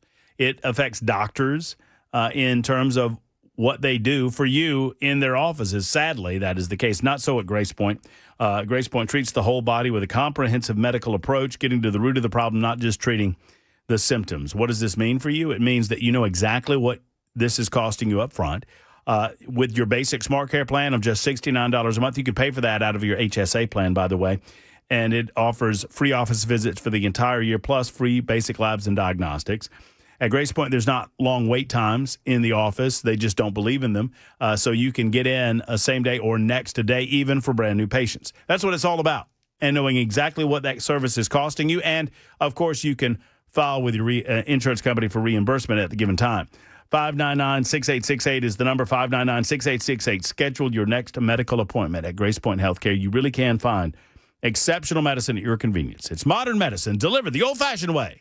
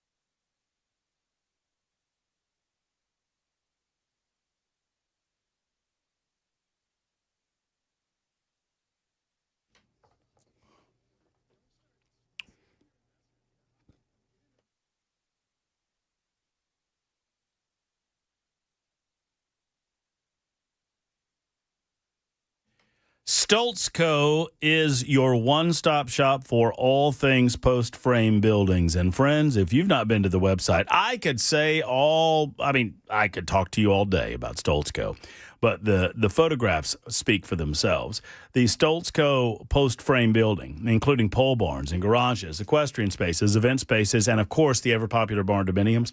I mean, those photographs speak for themselves. They are incredible at what they do. If you own property, if you're looking to do something with your property to increase the value, if you want to put money into real assets by building on your land, it's time to get together with Stoltz Co. They build high-quality custom structures at a very reasonable price. One of the reasons people go the barn dominium route is not just because it's a beautiful structure. It's a very open plan concept on the interior. It is going to save you money. That's what it's all about. So if you're looking for a just because, she shed or pole barn, if you're looking for a garage space for your guy, if you're looking for an in-law suite on your property, you can get it at Stoltz Co. And they can do turnkey as well, where you just tell them your vision, and before you know it, you get the keys and you move right in. Stoltz Co. 615-622-5992. 622-5992, or visit online at stoltzco.com. That's STOLTZCO.com.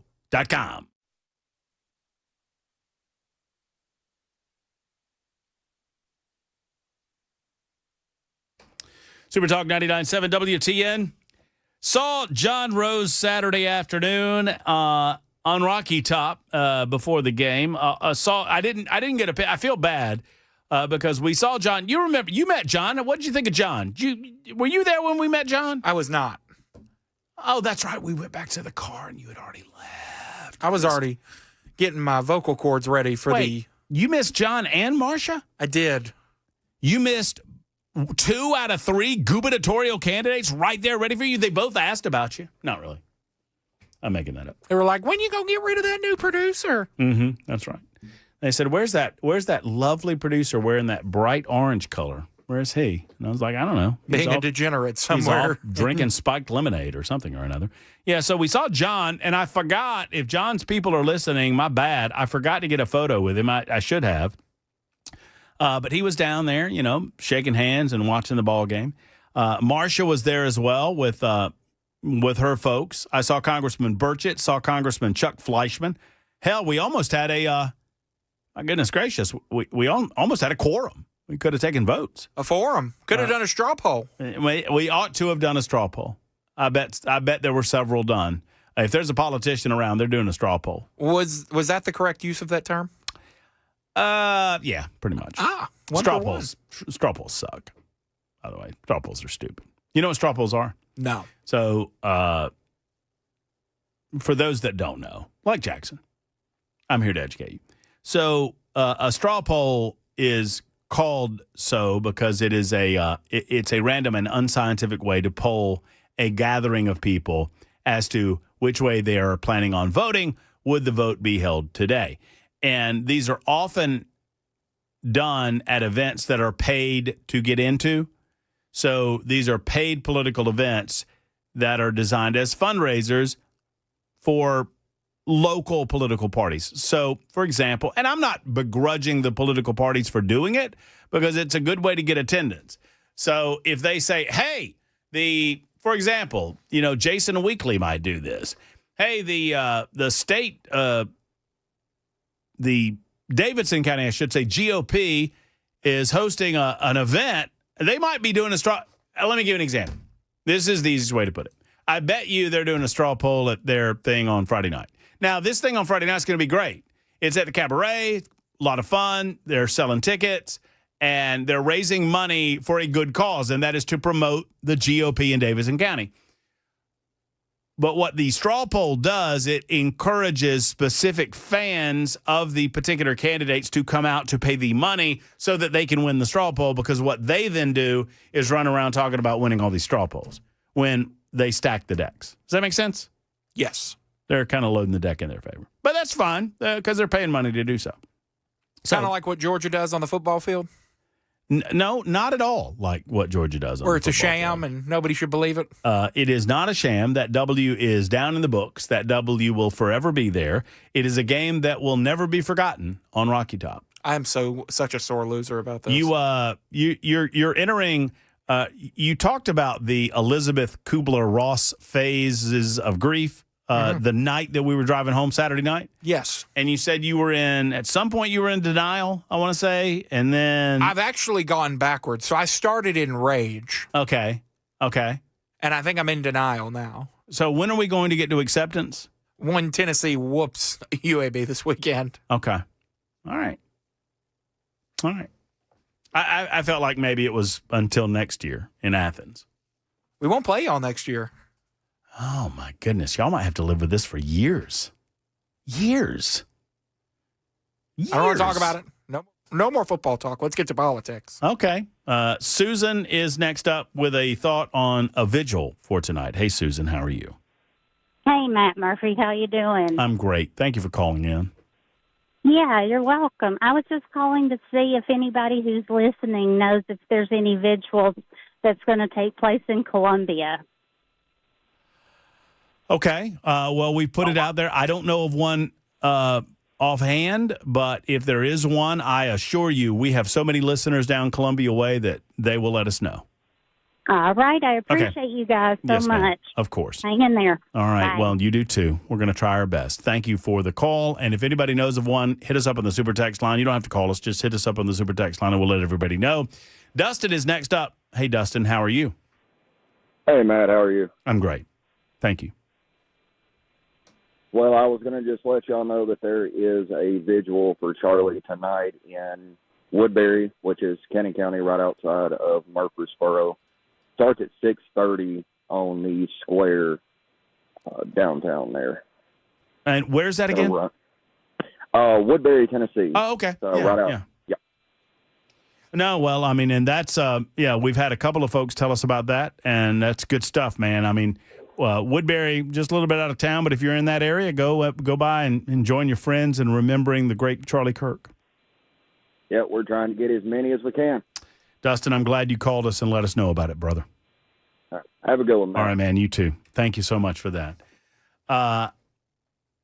Vigil in downtown Columbia this Friday at 6 p.m., Miss Susan. So asked and answered.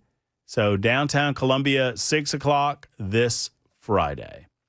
Ethan writes in and says, Matt, I'm as open-minded as you. I believe and I feel that I've seen every angle of every theory. With that being said, very convenient, they just now found a screwdriver with his prints after so many experts say it was impossible for him to disassemble the rifle without a screwdriver.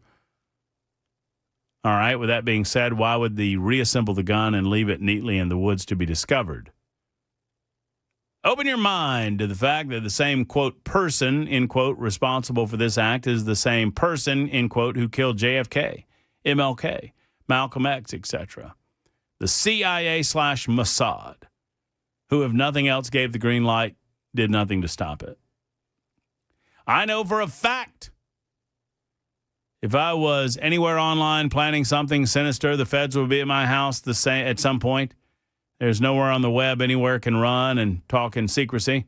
That's my take. I know it's just a stranger's view, and I don't expect you to take it to the bank, but I hope you at least keep it in the back of your mind that in 30 years, when I'm in my 50s, the documents will finally be released that prove who really did it. Thank you, sir.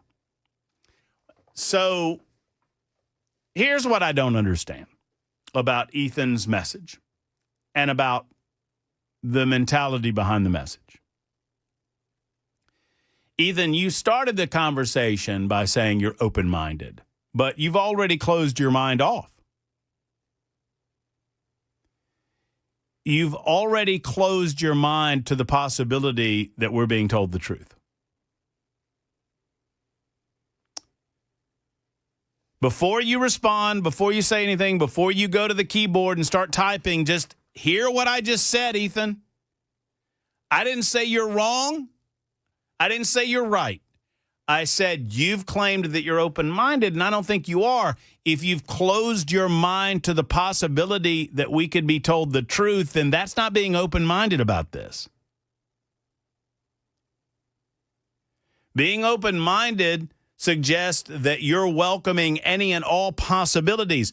You have already closed off the possibility that this was a lone wolf. You have already shut down the possibility that Thomas Robinson was responsible for this. You have already decided, and based on your message, I'm not trying to prejudge your comments either,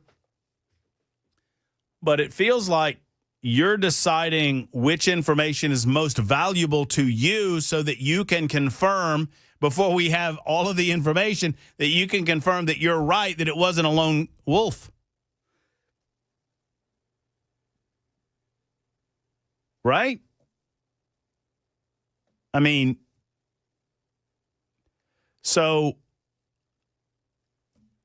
I try not to judge these things based on what I feel, based on, I try to gather the information and put it together. It's like a jigsaw puzzle, a mosaic. And we don't have all of the pieces right now. We have more than we did 24 hours ago. If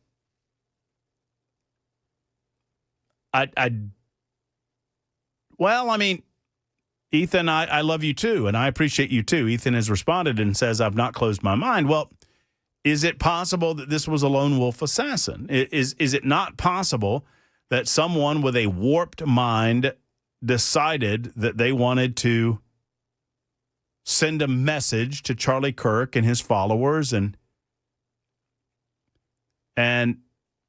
channel their rage and their anger and their warped mentality? I don't know if I if I keep an open mind to the possibility, because I knew this was coming. I actually said over the weekend to somebody, I said, the theories are coming. I won't even call them conspiracy theories, but the theories are coming.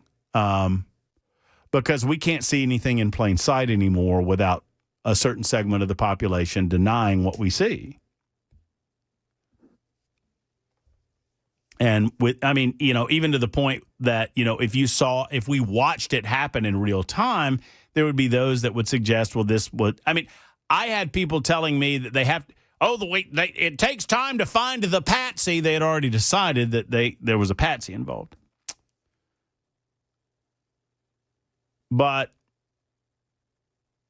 we're just going to keep gathering information. There will be a subsection, not you, Ethan, love you, buddy, but there will be a subsection of the general population.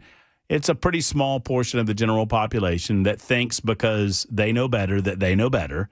And they believe that, Kash Patel, just like every other FBI director, is lying to us. And Dan Bongino, just like every other assistant director of the FBI, is lying to us. And Donald Trump, just like every president of the United States of America before him, is lying to us. And when you bring that up, those theorists will tell you, well, they're not being told the real truth by the real people that are really holding the cards. And I guess based on Ethan's comment, that would be the Jews. If it's the Mossad, right? Sometimes it's Occam's razor, right? Sometimes it's as simple as what is in front of you. We have watched with social media the rage of the online leftist. You've seen it manifest itself in celebrations. They are showing us who they really are, and there are some of us that are pushing that away. For what reason?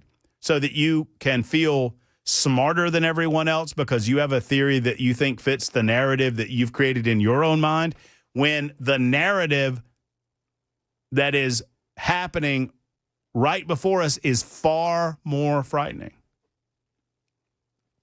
That there is a significant portion of the population on the political left that have radicalized themselves on social media so much